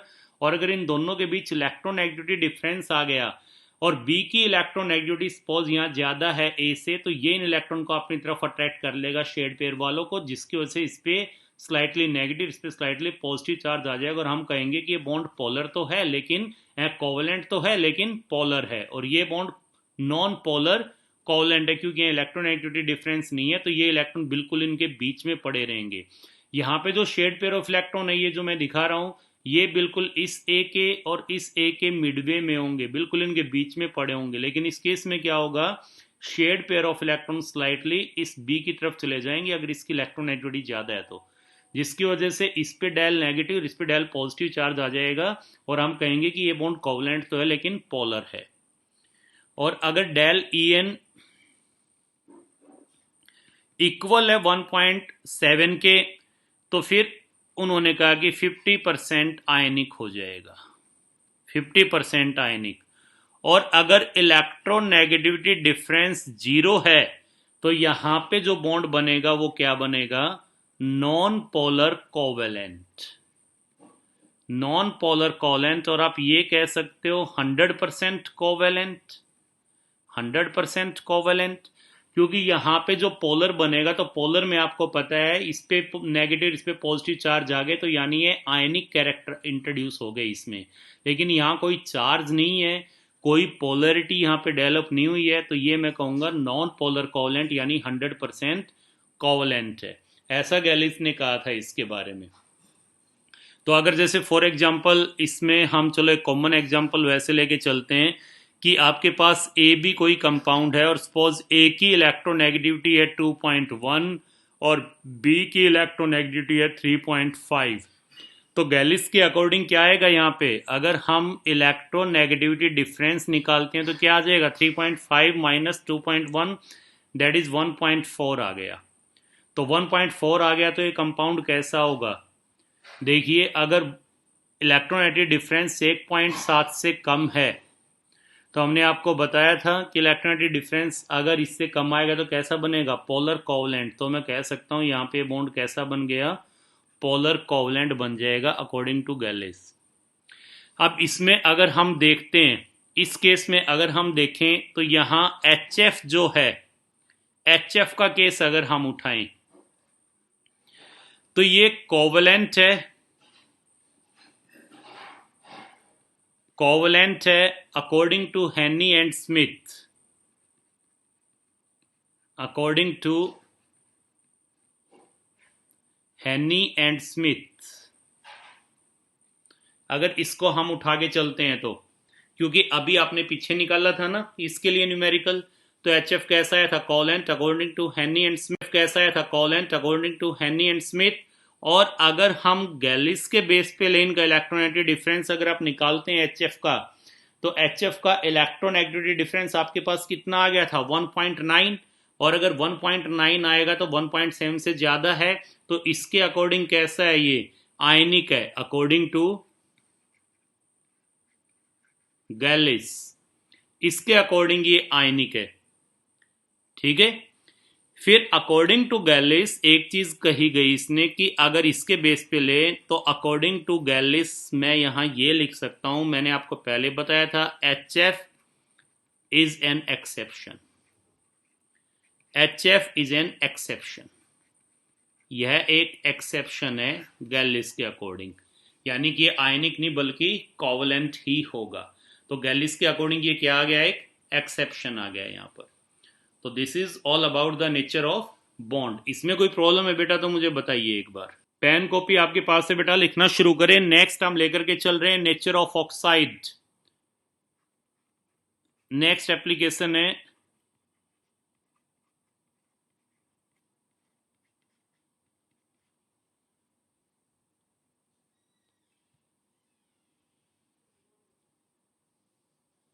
नेक्स्ट एप्लीकेशन लेके चल रहे हैं बेटा नेचर ऑफ ऑक्साइड्स। ऑक्साइड का नेचर लेके चल रहे हैं। तो ऑक्साइड के नेचर के लिए देखिए क्या होगा इसमें, अगर सिंपली हम आपको बताएं यहां पर, तो पहली लाइन तो इसमें ये लिख दें, oxides of metal are basic in nature. Metal के जो ऑक्साइड होंगे, मेटल के ऑक्साइड कैसे होंगे नेचर में, बेसिक, जनरली आपको बता रहे हैं। और जो आपके पास नॉन मेटल्स होंगे उनके ऑक्साइड कैसे होंगे आपके पास, एसिडिक। आप देखिए मेटल के ऑक्साइड जो हैं वो बेसिक क्यों होते हैं नेचर में, बिकॉज दे प्रोड्यूस, मेटल वाले जो ऑक्साइड हैं, because they produce hydroxide ion in aqueous solution. ये एक्वस सॉल्यूशन में हाइड्रोक्साइड आयन प्रोड्यूस करते हैं। फॉर एग्जांपल यहां पे हम लेके चलते हैं sodium oxide Na2O plus H2O। अगर सोडियम ऑक्साइड को पानी में डाल दे तो क्या बनाएगा, ये बनाएगा सोडियम हाइड्रोक्साइड। और सोडियम हाइड्रोक्साइड डिसोसिएट होके क्या देगा आपको, ये क्या दे रहा है, Na positive and OH negative. तो OH नेगेटिव आयन प्रोड्यूस कर रहे हैं ये, तो इस वजह से क्या देगा आपको ये OH नेगेटिव आयन। तो कैसा हो गया, बेसिक। और अगर नॉन मेटल वाले को कहें तो नॉन मेटल के ऑक्साइड एसिडिक क्यों होते हैं नेचर में, क्योंकि ये जो होते हैं ये एक्वस सॉल्यूशन में H पॉजिटिव आयन प्रोड्यूस करते हैं। एक्वस सॉल्यूशन में H पॉजिटिव आयन प्रोड्यूस करेंगे। जैसे फॉर एग्जांपल यहाँ पे हम लें Cl2O, हमने लिया क्लोरीन का ऑक्साइड प्लस H2O, तो ये क्या बना देगा, यहां पर लिया हमने 2 मॉलिक्यूल, यहां बन गए HClO के, HClO ऐसे लिख दिया, सही में ये होता है ClOH, ये लिखा हमने। अब ये क्या करेगा, ये डिसोसिएट होकर के आपको H पॉजिटिव देगा एंड ClO नेगेटिव देगा। तो ये H पॉजिटिव आयन प्रोड्यूस करते हैं। तो मेटल का ऑक्साइड कैसा हो गया नेचर में, बेसिक। और जो नॉन मेटल है उनका ऑक्साइड कैसा हो गया, एसिडिक। उनको बेसिक क्यों कहा हमने, क्योंकि वो क्या प्रोड्यूस करते हैं, वो प्रोड्यूस करेंगे OH नेगेटिव आयन, और ये क्या प्रोड्यूस करते हैं, H पॉजिटिव आयन। किस में, ये प्रोड्यूस करते हैं एक्वस सॉल्यूशन के अंदर, पानी के अंदर। अब जनरली क्या पाया गया, अगर इसमें जनरली मैं आपको कहूं तो ये पाया गया कि अगर इलेक्ट्रोनेगेटिविटी डिफरेंस में यहां पर लेके चलूं, इलेक्ट्रोनेगेटिविटी डिफरेंस अगर मैं कह दूं कि आपके पास ये है O और A, यानी ये ऑक्सीजन और इसके साथ जो भी ये एलिमेंट अटैच है, इनमें अगर इलेक्ट्रोनेगेटिविटी डिफरेंस 2.3 और मोर या इससे ज्यादा है, 2.3 या इससे ज्यादा इलेक्ट्रोनेगेटिविटी डिफरेंस है, तो ऑक्साइड जो होगा वो यहां पर क्या होगा, बेसिक। और अगर इलेक्ट्रोनेगेटिविटी डिफरेंस ऑक्सीजन और जो इसके साथ एलिमेंट है उसके बीच इलेक्ट्रोनेगेटिविटी डिफरेंस 2.3 से कम है, यानी ये लिख देते हैं लोअर देन 2.3, तो यहां पर जो आपके पास कंपाउंड बनेगा वो क्या होगा, फर्स्ट एम्फोटेरिक। अगर ज्यादा होगा तो एम्फोटेरिक, एंड देन एसिडिक, ये मिलेगा इसमें। ये चीज इसमें याद रखिएगा, ये आ जाएगा यहाँ पर। तो सिंपली हम इसमें ये कह के चलेंगे कि अगर इलेक्ट्रोनेगेटिव डिफरेंस, ये मैंने कह दिया कि जो ऑक्सीजन के साथ बॉन्ड बना रहा है उनमें इलेक्ट्रोनेगेटिव डिफरेंस अगर 2.3 से ज़्यादा है तो बेसिक होगा, और अगर इलेक्ट्रोनेगेटिव डिफरेंस इससे कम है 2.3 से तो एम्फोटेरिक, और फिर उसके बाद एसिडिक। यानी कि थोड़ा कम होगा तो एम्फोटेरिक, ज़्यादा कम हो जाएगा तो एसिडिक हो जाएगा। ये इसमें फंडा लेके चलेंगे। अब देखिए दूसरा ये भी कह सकते हैं, जैसे हमने ये लिया था NaOH, और एक आपने यहां पर लिया था, अभी मैंने बताया था ClOH। यही दो एग्जांपल आप लेकर के चलें इसमें। तो इसमें एक सिंपल सी चीज हम यहां पर ये भी देख सकते हैं कि इनमें आप इलेक्ट्रोनेगेटिविटी डिफरेंस देख लो। इलेक्ट्रोनेगेटिविटी डिफरेंस से भी ये फंडा क्लियर हो जाता है यहाँ पर। अगर यहाँ हम देखते हैं तो देखिए इसकी इलेक्ट्रोनेगेटिविटी कितनी आ जाएगी आपके पास, अगर यहाँ हम इलेक्ट्रोनेगेटिविटी लेके चलें तो ये इलेक्ट्रोनेगेटिविटी आपके पास आ गई ऑक्सीजन की 3.5, हाइड्रोजन की आ गई 2.1, और यहाँ पे मैं कहूँ तो इसकी कितनी आ गई 0.9 सोडियम की। तो यहाँ जो इलेक्ट्रोनेगेटिविटी डिफरेंस आया वो कितना आ गया 2.6, और यहाँ जो इलेक्ट्रोनेगेटिव डिफरेंस आया इस केस में वो कितना आ गया, यहाँ पे जो इलेक्ट्रोनेगेटिव डिफरेंस आया वो इसमें कितना आ गया 1.4। सही है। जब आपने ऑक्साइड को पानी में डाल दिया तो हाइड्रोक्साइड बना इस टाइप का, और ये जो बना है, अब देखिए ये जो बना है आपके पास पानी में डालने पे, आपने इसको पानी में डालना या आपने इसको पानी में डाला, इस टाइप का बना। ई यहां पर क्या है, ये आ गया Na या Cl। अब अगर ये बॉन्ड टूटता है तो एसिडिक, और ये टूटता है तो बेसिक। ऑब्वियसली ये बॉन्ड टूटेगा तो H पॉजिटिव देगा, ये बॉन्ड टूटेगा तो OH नेगेटिव देगा। तो ये बॉन्ड टूटता है तो एसिडिक नेचर, और अगर ये टूटता है तो बेसिक नेचर। ये इलेक्ट्रोनेगेटिव डिफरेंस आपने देख लिया। अब यहाँ पे इलेक्ट्रोनेगेटिव डिफरेंस देखते हैं। ऑक्सीजन की इलेक्ट्रोनेगेटिविटी 3.5, इसकी इलेक्ट्रोनेगेटिविटी 2.1, और क्लोरीन की इलेक्ट्रोनेगेटिविटी आपके पास कितनी हो गई 3। तो यहाँ इलेक्ट्रोनेगेटिविटी डिफरेंस कितना आ गया इनके बीच में, यहाँ इलेक्ट्रोनेगेटिविटी डिफरेंस आ गया 0.5, और यहाँ इलेक्ट्रोनेगेटिविटी डिफरेंस कितना आ गया 1.4। अब सिंपल सी बात आपको बता देता हूं मैं, जो O और H इसके बीच इलेक्ट्रोनेगेटिविटी डिफरेंस है, और ये वाला डिफरेंस कितना रहेगा 1.4। अगर इस इलेक्ट्रोनेगेटिविटी से डिफरेंस से अगर यहां ज्यादा डिफरेंस है, अगर इस इलेक्ट्रोनेगेटिविटी डिफरेंस से ज्यादा डिफरेंस यहां क्रिएट होता है, यहां क्रिएट होता है, तो आपके पास जो ये बनेगा हाइड्रोक्साइड पानी में जाके उसका नेचर होगा बेसिक, और अगर ये डिफरेंस 1.4 से कम है तो होगा एसिडिक।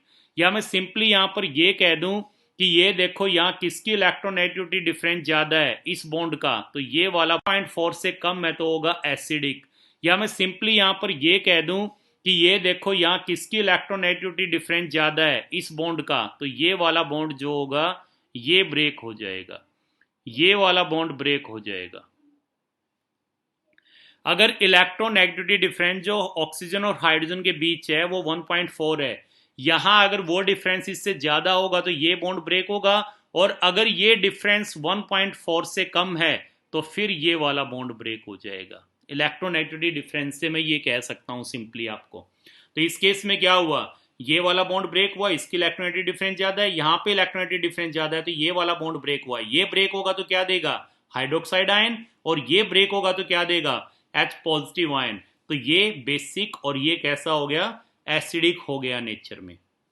इसके अलावा आपके पास बहुत सारे मेटलॉइड्स होते हैं, और कुछ ऐसे मेटल्स भी होते हैं जो कि एम्फोटेरिक होते हैं नेचर में, जो कि नेचर में कैसे होते हैं amphoteric.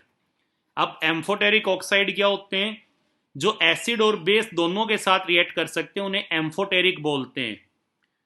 Oxides of metalloids and few other metals are amphoteric in nature as they can react with acids as well as base.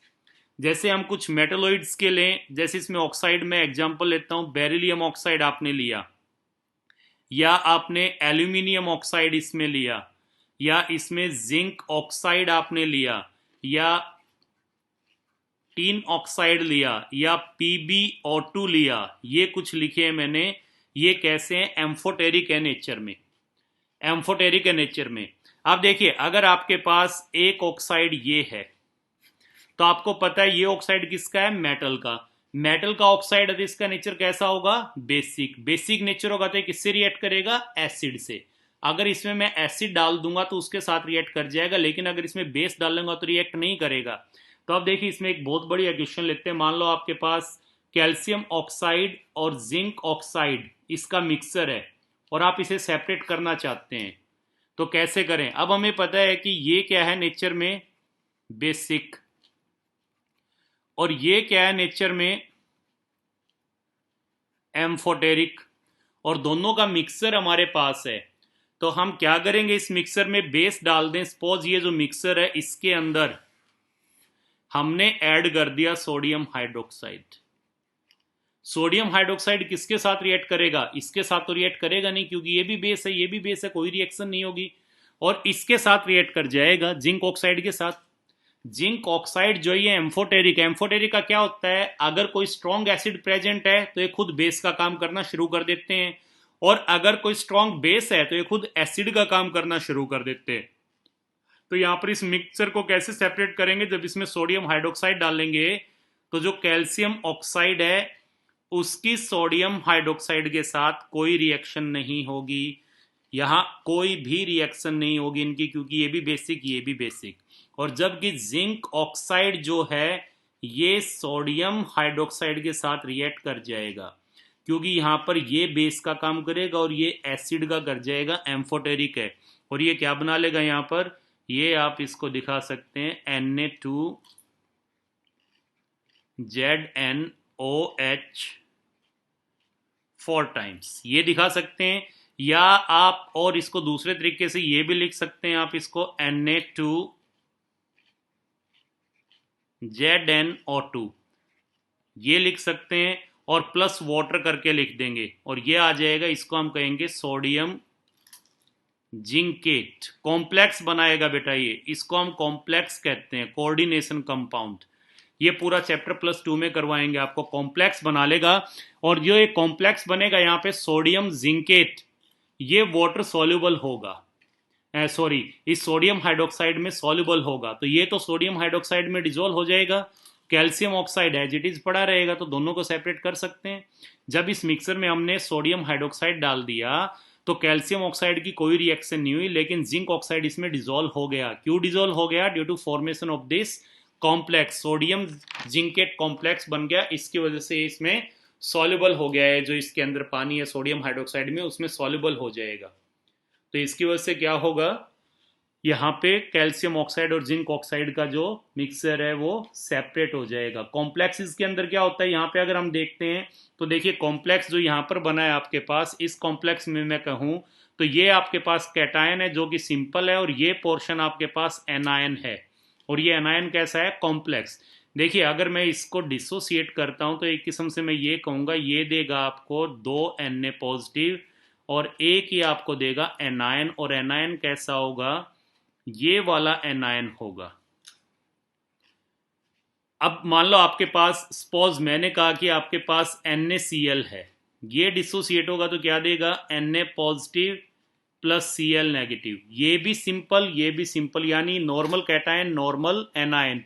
यहाँ पे कैटायन तो नॉर्मल आएगा, लेकिन ये एनायन जो आप देख रहे हो ना, ये एनायन आपके पास कॉम्प्लेक्स आएगा। और ऐसे कंपाउंड जिसमें कॉम्प्लेक्स कैटायन या कॉम्प्लेक्स एनायन हो, उसी को हम क्या बोलते हैं? कोऑर्डिनेशन कंपाउंड या कॉम्प्लेक्सेस कहते हैं। इनमें ये स्क्वायर ब्रैकेट आती है। ये पूरा +2 में आपको बताएंगे कैसे स्क्वायर ब्रैकेट लगती है, क्या होता है। तो इसलिए हमने इसको कॉम्प्लेक्स कहा है। तो इस मिक्सर को हम इसमें डाल के सोडियम हाइड्रोक्साइड इस मिक्सर में डाल दें, तो क्योंकि इसका नेचर बेसिक है, ये बेस से रिएक्ट नहीं करेगा। इसका नेचर क्या? एम्फोटेरिक। और बेस की प्रेजेंस में एसिड का काम करना शुरू कर देगा और इसमें क्या हो जाएगा, डिजोल्व। तो ये तो इसमें डिजोल्व हो गया, ये डिजोल्व होगा नहीं। अब इजीली हम इनको सेपरेट कर सकते हैं क्योंकि ये एम्फोटेरिक है। अगर इसमें मैं लेता हूं आपके पास, सपोज ये है बेरिलियम ऑक्साइड है, बेरिलियम ऑक्साइड, इसमें NaOH डाल दें तो क्या बना देगा ये, सोडियम बेराइलेट Na2BeO2 ये बना देगा, प्लस वाटर हो जाएगा बेटा। प्लस वाटर करके बैलेंस कर लेना, मैं बैलेंस नहीं कर रहा हूँ, बैलेंस कर लेना, इसमें प्लस वाटर निकल जाए। ये मत कहना जी यहाँ हाइड्रोजन था ये कहाँ गया। इसमें भी आप देख रहे हो मैंने बैलेंस नहीं की है, यहाँ भी मैंने बैलेंस नहीं किया। यहाँ पे जैसे ये वाली रिएक्शन आपने लिखी है तो मैंने बैलेंस नहीं किया इसको, तो आप इसको बैलेंस कर लेना, ठीक है ना। अभी ये यहाँ पे बैलेंस नहीं किया है मैंने, तो इसको भी आप बैलेंस कर लेना, नीचे जो आए उसको भी बैलेंस कर लेना। अगर इस फॉर्म में लिखते हैं तो प्लस करके वाटर लिखना पड़ता है आपको, यहाँ प्लस करके वाटर देना पड़ता है। इसी तरह यहाँ पे सोडियम ये लिख दिया आपने, बेरिलेट, सोडियम बेरिलेट हो गया है। और चाहे यहाँ पे आप इसी तरह हाइड्रोक्साइड की फॉर्म में लिख सकते हो, हाइड्रोक्साइड की फॉर्म में लिखेंगे तो ऑब्वियसली फिर आपको वाटर नहीं लिखना पड़ेगा, यहाँ प्लस करके आपको वाटर देना पड़ेगा। बैलेंस कर लेना, ये बना दिया इसने। अब यहाँ पे इसने किसका काम किया है, बेस का, और इसने किसका किया है, एसिड का काम किया है। इसी तरह अगर मैं PbO लूँ, उसको NaOH में डालता हूँ तो क्या बना देगा, sodium Na2PbO2, this is sodium plumbate. ये सोडियम बेरिलेट था क्योंकि बेरिलियम था, यहाँ आपने लेड लिया है तो प्लम्बस या प्लम्बिक बोलते, तो यहाँ से क्या आ गया, सोडियम प्लम्बेट, इसको प्लम्बेट बोल देंगे, सोडियम प्लम्बेट कह देंगे, ये आ जाएगा यहाँ पर। तो ये एम्फोटेरिक के बारे में कुछ आपको बताया है। अब देखिए कुछ से ऑक्साइड्स ऐसे भी होते हैं कि जो न्यूट्रल होते हैं, इनर्ट होते हैं, इनर्ट कह दो या न्यूट्रल कह दो, क्योंकि वो न तो एसिड से रिएक्ट करते हैं न बेस से रिएक्ट करते हैं। जैसे यहाँ पे हम लें, आपके पास कार्बन मोनोऑक्साइड आ गया, न्यूट्रल होता है। Na2O नाइट्रस ऑक्साइड आ गया जिसको आप लाफिंग गैस बोलते हैं। NO आ गया नाइट्रिक ऑक्साइड, या मैं कहूँ प्योर वाटर आ गया। तो ये ऑक्साइड कैसे होंगे, ये जो ऑक्साइड हैं ये होंगे आपके न्यूट्रल, ये न्यूट्रल ऑक्साइड होंगे। तो आपको एसिडिक ऑक्साइड बताया नॉन मेटल के होंगे, बेसिक ऑक्साइड बताया आपको मेटल के होंगे, और आपको मेटलॉइड वाले बताए कि वो एम्फोटेरिक होंगे, और ये कुछ न्यूट्रल ऑक्साइड्स होते हैं। अब जैसे एम्फोटेरिक होंगे और ये कुछ न्यूट्रल ऑक्साइड्स होते हैं। अब जैसे एसिडिक ऑक्साइड का मैं एग्जांपल लेके चलूँ कि एसिडिक ऑक्साइड हम उनको क्यों कहते हैं, इनको क्यों कहते हैं, तो वो तो रीजन मैंने आपको बता ही दिया कि अगर मेटल के ऑक्साइड को पानी में डालते हैं तो हाइड्रोक्साइड आयन देंगे, यानी कि बेस बनाएंगे, और अगर नॉन मेटल वाले को डालेंगे तो क्या बनाएंगे, एसिड बनाएंगे। जैसे फॉर एग्जांपल यहाँ पे मैं लिखूं CO2 SO3 P2O5 N2O3 P2O3 N2O5 या Cl2O7 या SO2, या यहाँ पे मैं लिखूं आपके लिए और NO2, ये जैसे लिख रहे हैं यहाँ पे हम। अब ये जो यहाँ पे होंगे ये तो मैंने चलो आपको बता ही दिया, ये तो न्यूट्रल हो जाएगा। यहाँ पे N2O3 आपको दे दिया, N2O5 दे दिया, चलो एक लिखता हूँ N2O4, ये यहाँ पर हमने लिखा। अब ये वाले देखिए कि ऐसा क्या है कि इनको हम बोलते हैं, ये सारे के सारे आपके पास कैसे आ जाएंगे, ये जो यहाँ पे लिखे आप देख रहे हैं नॉन मेटल के हैं तो ये सारे एसिडिक होंगे, एसिडिक होंगे। कैसे, इनको पानी में डालो, CO2 है, पानी में डाल दो, क्या बनाएगा, पानी में डालते ये बनाएगा H2CO3, ये बना देगा H2CO3। अब इसी तरह यहां पर देखिए आप SO3, इसको पानी में डाल दो, क्या बना देगा H2SO4, ये बना देगा। P2O5, इसको पानी में डालेंगे क्या देगा PO4 दे देगा। इसी तरह N2O3 लिया था आपने, इसको पानी में डाला तो क्या दे देगा, HNO2 दे देगा। इसी तरह आपके पास P2O3 था, इसको पानी में डाल लेंगे तो ये क्या दे देगा, H3PO3 दे देगा। इसी तरह आपके पास N2O5 है, इसको पानी में डालेंगे क्या दे देगा, HNO3 दे देगा। इसी तरह आपके पास Cl2O7 है, इसको पानी में डालें तो क्या देगा, HClO4 दे देगा पर क्लोरिक एसिड। और इसी तरह SO2 को पानी में डाल दे तो क्या दे देगा, H2SO3 देगा। और ये सारे आपको पता है, देख रहे हैं यहाँ पे सारे क्या हैं, एसिड हैं ये सारे। ये आपके पास कार्बोनिक एसिड है, सल्फ्यूरिक एसिड है, फॉस्फोरिक एसिड है, नाइट्रस एसिड है, ये देख रहे हैं आप ऑर्थोफॉस्फोरस एसिड है, नाइट्रिक एसिड है, परक्लोरिक एसिड है, सल्फ्यूरस एसिड है, सारे ये दे रहे हैं। सब के सब ये देंगे इनको अगर हम पानी में डालते हैं तो। अब जैसे आपके पास यही है N2O5 HNO3। अब अगर आप ये लेते हैं सपोज, ये देखिए आपके पास है HNO3 दो मॉलिक्यूल मैंने लिए, इनके बीच से आप पानी निकाल दो, दो हाइड्रोजन और एक ऑक्सीजन जाएगी तो क्या बनाएगा ये, N2O5। तो इसलिए नाइट्रोजन पेंटाऑक्साइड को हम ये भी कह सकते हैं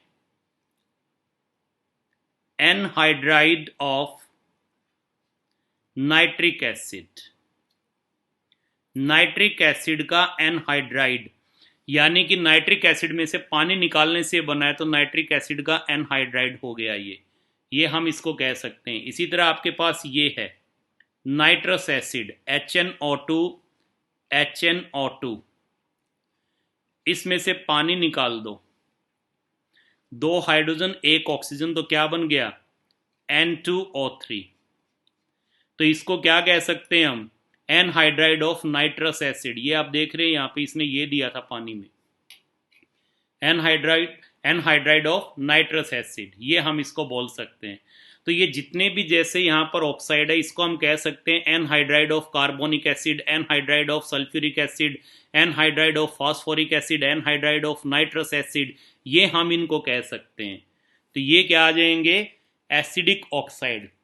अब दूसरा इसमें अगर हम देखते हैं, अगर लेफ्ट टू राइट हम जाएंगे तो लेफ्ट टू राइट जाने पे क्या होता है, अगर पीरियोडिक टेबल में लेफ्ट टू राइट जाएंगे तो जो इलेक्ट्रोनेगेटिविटी डिफरेंस है, ये वाला इलेक्ट्रोनेगेटिविटी डिफरेंस, यही हमने कहा था ना कि अगर कोई एलिमेंट है, जैसे मैं ये कह दूं कि कोई एलिमेंट ए है और ये ऑक्सीजन के साथ अटैच है, तो जो यहाँ पे इलेक्ट्रोनेगेटिविटी डिफरेंस है ए और ओ का, ये electronegativity difference left to right जाएंगे तो क्या करेगा, इलेक्ट्रोनेगेटिविटी डिफरेंस जो होगा वो लेफ्ट टू राइट जाने पे डिक्रीज करेगा। और अगर इलेक्ट्रोनेगेटिविटी डिफरेंस डिक्रीज करेगा तो ध्यान रहे एसिडिक कैरेक्टर जो होगा वो इंक्रीज करेगा, यही होगा। अगर आप लेफ्ट टू राइट जाएंगे तो आपको पता है, देखिए लेफ्ट टू राइट जाने पे क्या होता है, लेफ्ट टू राइट जाने पे जो इलेक्ट्रोनेगेटिविटी है, इलेक्ट्रोनेगेटिविटी ये क्या करती है, इंक्रीज। अब ओ तो यहां फिक्स रहेगा, ओ तो यहां पे फिक्स है, और हम लेफ्ट टू राइट जाएंगे ए चेंज होता रहेगा, तो लेफ्ट टू राइट जाएंगे ए चेंज हो रहा है। सपोज यहाँ पे ऑक्सीजन है, ऑक्सीजन की इलेक्ट्रोनेगेटिविटी कितनी रहेगी 3.5, और इसकी इलेक्ट्रोनेगेटिविटी सपोज लेफ्ट में हमने ली और इसकी वैल्यू है 0.9, तो यहाँ डिफरेंस कितना है 2.6। अब अगर राइट में जाएंगे तो ये वैल्यू बढ़ती जाएगी, ये वैल्यू बढ़ती जाएगी, इलेक्ट्रोनेगेटिविटी बढ़ती जाएगी, और ये वैल्यू अगर बढ़ती जाएगी इसकी इलेक्ट्रोनेगेटिविटी, तो इलेक्ट्रोनेगेटिविटी डिफरेंस क्या होता जाएगा, डिक्रीज। और इलेक्ट्रोनेगेटिविटी डिफरेंस अगर डिक्रीज होगा तो हमने आपको बताया था कि कौन सा होगा, यहाँ पे इलेक्ट्रोनेगेटिविटी अगर डिफरेंस डिक्रीज होगा तो एसिडिक कैरेक्टर इंक्रीज करेगा। तो जब लेफ्ट टू राइट जाएंगे तो इलेक्ट्रोनेगेटिविटी डिफरेंस डिक्रीज करता है, क्योंकि इलेक्ट्रोनेगेटिविटी इंक्रीज कर जाती है इस ए की, ए यहाँ पे लेफ्ट टू राइट जाने पे जो एलिमेंट होगा। और अगर इलेक्ट्रोनेगेटिविटी डिफरेंस डिक्रीज करेगा तो एसिडिक कैरेक्टर क्या करेगा, इंक्रीज करता चला जाएगा। एसिडिक कैरेक्टर अगर ये डिफरेंस डिक्रीज करता जाएगा तो। इसी में अगर मैं एग्जांपल लूँ लेफ्ट टू राइट जाने पे, तो ये देखिए एक एग्जांपल लेके चलते हैं। सपोज यहाँ पर हम लेते हैं सोडियम वाला लेते हैं, चलो सोडियम की लाइन ले लेते हैं Na2O। उसके बाद क्या आ गया सोडियम के बाद MgO। इसके बाद क्या आ गया Al2O3। इसके बाद क्या आ गया SiO2। इसके बाद क्या आ गया P2O5। इसके बाद क्या आ गया SO3 और सल्फर के बाद क्या आ गया 17 क्लोरीन, तो Cl2O7। ये मैंने लिया यहाँ पर। अब अगर यहाँ इलेक्ट्रोनेगेटिव का मैं जिक्र करता हूँ, सोडियम की इलेक्ट्रोनेगेटिव कितनी है 0.9। अगर इलेक्ट्रोनेगेटिविटी का हम जिक्र करें तो सोडियम की आ गई 0.9, मैग्नीशियम की कितनी आ गई 1.2, एल्यूमिनियम की कितनी आ गई 1.4, और जो सिलिकॉन है इसकी आ गई 1.7, और इसकी कितनी आ गई फास्फोरस की 2.0, सल्फर की कितनी आ गई 2.4, और क्लोरीन की कितनी आ गई यहाँ पर 3.0। तो देखिए आप सोडियम से और आप क्लोरीन की तरफ गए हैं लेफ्ट टू राइट, इस साइड गए हैं, तो इलेक्ट्रोनेगेटिविटी जो है वो क्या करती जा रही है इंक्रीज। और इलेक्ट्रोनेगेटिविटी अगर इंक्रीज करेगी तो इलेक्ट्रोनेगेटिव डिफरेंस किसका, ये देखिए यहाँ पर अगर डिफरेंस का हम जिक्र करते हैं तो यहाँ ऑक्सीजन की कितनी है 3.5, यहाँ भी ओब्वियसली 3.5, 3.5, 3.5, 3.5, 3.5, 3.5। और अगर हम डेल En निकाल लें, इलेक्ट्रोनेगेटिविटी डिफरेंस हम निकाल लें, यहाँ कितना आ गया 2.6, यहाँ कितना आ गया 2.3, यहाँ कितना आ गया 2.1, यहाँ कितना आ गया 1.8, यहाँ कितना आ गया 1.5, 1.8, यहाँ कितना आ गया 1.5, यहाँ कितना आ गया 1.1, और यहाँ कितना आ गया 0.5।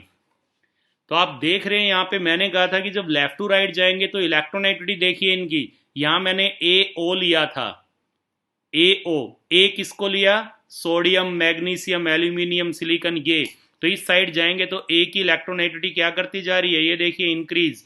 और अगर इलेक्ट्रोनेगेटिविटी इंक्रीज करेगी तो डेल En इलेक्ट्रोनेगेटिव डिफरेंस क्या कर रहा है डिक्रीज, और इलेक्ट्रोनेगेटिविटी डिफरेंस अगर डिक्रीज करेगा तो एसिडिक कैरेक्टर इंक्रीज करेगा। एसिडिक कैरेक्टर जो होता है वो सीधी सी बात है inversely proportional to electronegativity difference होता है, ये आ जाएगा।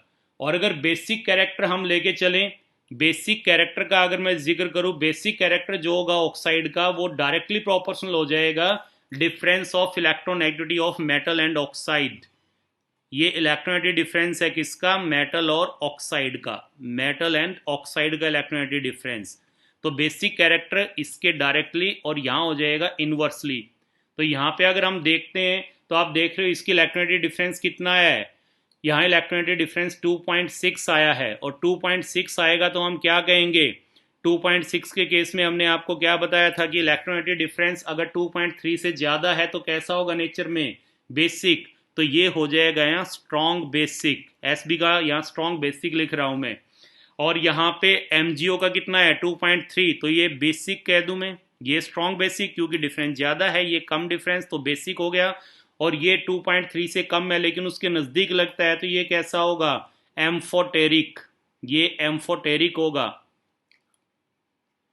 एम्फोटेरिक। यहाँ 1.8 है तो इसको मैं कहूँगा वीक एसिड, इसको कहूँगा मैं एसिडिक, और इसको मैं कहूँगा स्ट्रॉन्ग एसिड, और इसको मैं कहूँगा strongest acid, strongest acidic, acidic. तो देखिए लेफ्ट टू राइट अगर हम आ रहे हैं तो इलेक्ट्रोनेगेटिविटी A की इंक्रीज कर रही है, इलेक्ट्रोनेगेटिविटी डिफरेंस डिक्रीज कर रहा है, और इलेक्ट्रोनेगेटिव डिफरेंस डिक्रीज करेगा तो एसिडिक कैरेक्टर इंक्रीज कर रहा है, तो इस तरफ एसिडिक कैरेक्टर बढ़ता जा रहा है। देखिए तो जो बेसिक कैरेक्टर होगा ऑक्साइड का वो डायरेक्टली प्रोपोर्शनल होगा इलेक्ट्रोनेगेटिव डिफरेंस के, किसका मेटल के और ऑक्साइड के। तो हम कह सकते हैं कि बेसिक कैरेक्टर जो होगा वो पीरियड में लेफ्ट टू राइट जाने पे डिक्रीज करेगा और एसिडिक कैरेक्टर इंक्रीज करेगा, ये चीज हम इसमें कह सकते हैं। पर आपको डाउन द ग्रुप का और बता देते हैं कि डाउन द ग्रुप क्या होगा, वो और लिख लें। On moving down the group, on moving down the group, note करें, on moving down the group, electron activity difference of AO increases, electron attic difference increase करेगा। तो इसलिए इस केस में क्या होगा, जो एसिडिक कैरेक्टर होगा वो डिक्रीज करेगा और जो बेसिक कैरेक्टर होगा वो इंक्रीज करेगा। ये कहाँ का बता रहे हैं हम, on moving down the group. अगर हम नीचे की तरफ आएंगे तो इलेक्ट्रोनेटिक डिफरेंस जो होगा एओ का वो क्या करेगा, इंक्रीज। तो एसिडिक कैरेक्टर डिक्रीज और बेसिक कैरेक्टर क्या करेगा, इंक्रीज करेगा इस केस में। तो जैसे हम ये कह दें कि आपके पास लिथियम ऑक्साइड है, आपके पास सोडियम ऑक्साइड है, इसके बाद आपके पास K2O है, इसके बाद आपके पास रूबिडियम ऑक्साइड है या आपके पास सीजियम ऑक्साइड है। तो इस साइड अगर आप आएंगे, वैल्यू पुट करके देख लेना बेटा, मैं टाइम खराब नहीं कर रहा हूं। इस साइड अगर हम आएंगे तो क्या होगा, यहां पर इलेक्ट्रॉन नेगेटिविटी डिफरेंस जो होगा वो क्या करता जाएगा, इंक्रीज। क्यों करेगा, इसका तो फिक्स रहेगा 3.5 और इसका क्या करता जाएगा, इसका डिक्रीज करता जाएगा। ये वैल्यू फिक्स है और ये वैल्यू अगर यहां डिक्रीज होती चली गई, क्योंकि down the group electron negativity क्या करती है, decrease. Electron negativity down the group decrease करेगी और इलेक्ट्रोनेगेटिविटी अगर डाउन द ग्रुप डिक्रीज करेगी तो सीधी सी बात है इनके बीच जो डिफरेंस होगा वो इंक्रीज करेगा। और अगर डिफरेंस इंक्रीज करेगा तो बेसिक कैरेक्टर जो होगा वो इंक्रीज करेगा। अभी मैंने बताया था कि basic character of oxide directly proportional to difference of electronegativity of metal and oxide. तो down the group basic character increase कर जाएगा। सिमिलरली अगर मैं कहूं आपके पास बेरिलियम ऑक्साइड है, आपके पास मैग्नीशियम ऑक्साइड है, आपके पास कैल्शियम ऑक्साइड है, आपके पास स्ट्रॉन्शियम ऑक्साइड है, आपके पास बेरियम ऑक्साइड है। तो इस साइड अगर आप आएंगे तो इलेक्ट्रोनेगेटिविटी डिफरेंस क्या करेगा, इनके इसके और इसके बीच, इसके और इनके बीच, इसके और इसके बीच, तो ये क्या करेगा, इंक्रीज। और ये इंक्रीज करेगा तो बेसिक कैरेक्टर क्या करेगा, इंक्रीज। और मैं ये भी कह दूं एसिडिक कैरेक्टर क्या करेगा, डिक्रीज। क्लियर। अब अगर जैसे आपको मैं ये दे दूं कि एक आपके पास Al2O3 है और एक आपके पास B2O3 है, तो ये बताए कौन सा ज़्यादा बेसिक है, कौन सा ज़्यादा बेसिक है। यहाँ पे देखिए आप बोरोन से एल्यूमिनियम पे आएंगे और बोरोन से एल्यूमिनियम पे आएंगे तो इलेक्ट्रोनेगेटिविटी डिक्रीज करेगी। एल्यूमिनियम की इलेक्ट्रोनेगेटिविटी कम है, बोरोन की ज़्यादा है, तो इलेक्ट्रोनेगेटिविटी डिफरेंस यहाँ पे ज़्यादा है। तो यहाँ इलेक्ट्रोनेगेटिविटी डिफरेंस ज़्यादा है तो इसका बेसिक कैरेक्टर ज़्यादा होगा, यही कहेंगे हम। अब अगर थोड़ी देर के लिए मैं ये दे दूं आपको कि चलो एक CO2 है और एक SiO2 है, इनमें बताए बेसिक कैरेक्टर किसका ज़्यादा होगा, तो हमें पता है कार्बन के नीचे सिलिकॉन है और नीचे की तरफ आएंगे तो इलेक्ट्रोनेगेटिविटी क्या करती है, डिक्रीज। इलेक्ट्रोनेगेटिविटी डिक्रीज तो इलेक्ट्रोनेगेटिविटी डिफरेंस क्या करेगा, इंक्रीज। तो इलेक्ट्रोनेगेटिविटी यहाँ पर किसकी कम है, सिलिकॉन की कम है कार्बन से। तो यहाँ सिलिकॉन और ऑक्सीजन की इलेक्ट्रोनेगेटिविटी में जो मैं ये बॉन्ड कह रहा हूँ AO, इसका मतलब A का यहाँ तो क्या हो जाएगा, कार्बन, और यहाँ क्या हो जाएगा, सिलिकॉन। तो यहाँ पे इलेक्ट्रोनेगेटिविटी डिफरेंस ज़्यादा है तो इसलिए इसका बेसिक कैरेक्टर ज़्यादा हो जाएगा, यही कहेंगे हम। इसी तरह अगर आपको ये दे दें, सपोज आपके पास ये है Cl2O7, Br2O7 या I2O7 दे दें, तब हमको पता है नीचे की तरफ आएंगे इसमें तो यहाँ Cl से इसकी इलेक्ट्रोनेगेटिविटी कम है, इससे इसकी कम है, तो इसका मतलब डेल En इलेक्ट्रोनेगेटिविटी डिफरेंस जो AO के बीच है, A क्या है, पहले केस में Cl, दूसरे में Br, तीसरे में I, तो जो डेल En है वो क्या करेगा, इंक्रीज। तो इसका मतलब जो बेसिक कैरेक्टर है वो भी क्या करेगा, इंक्रीज, डाउन द ग्रुप आने पे इंक्रीज करेगा। कल हम आपको बताएंगे oxides of S, D and P block, यहां से स्टार्ट करेंगे। बेटा एक बार मेरे को रिमाइंड करवा देना क्या बताना है। ऑक्साइड में और भी इंपॉर्टेंट बातें हैं जो आपको हम कल बताएंगे।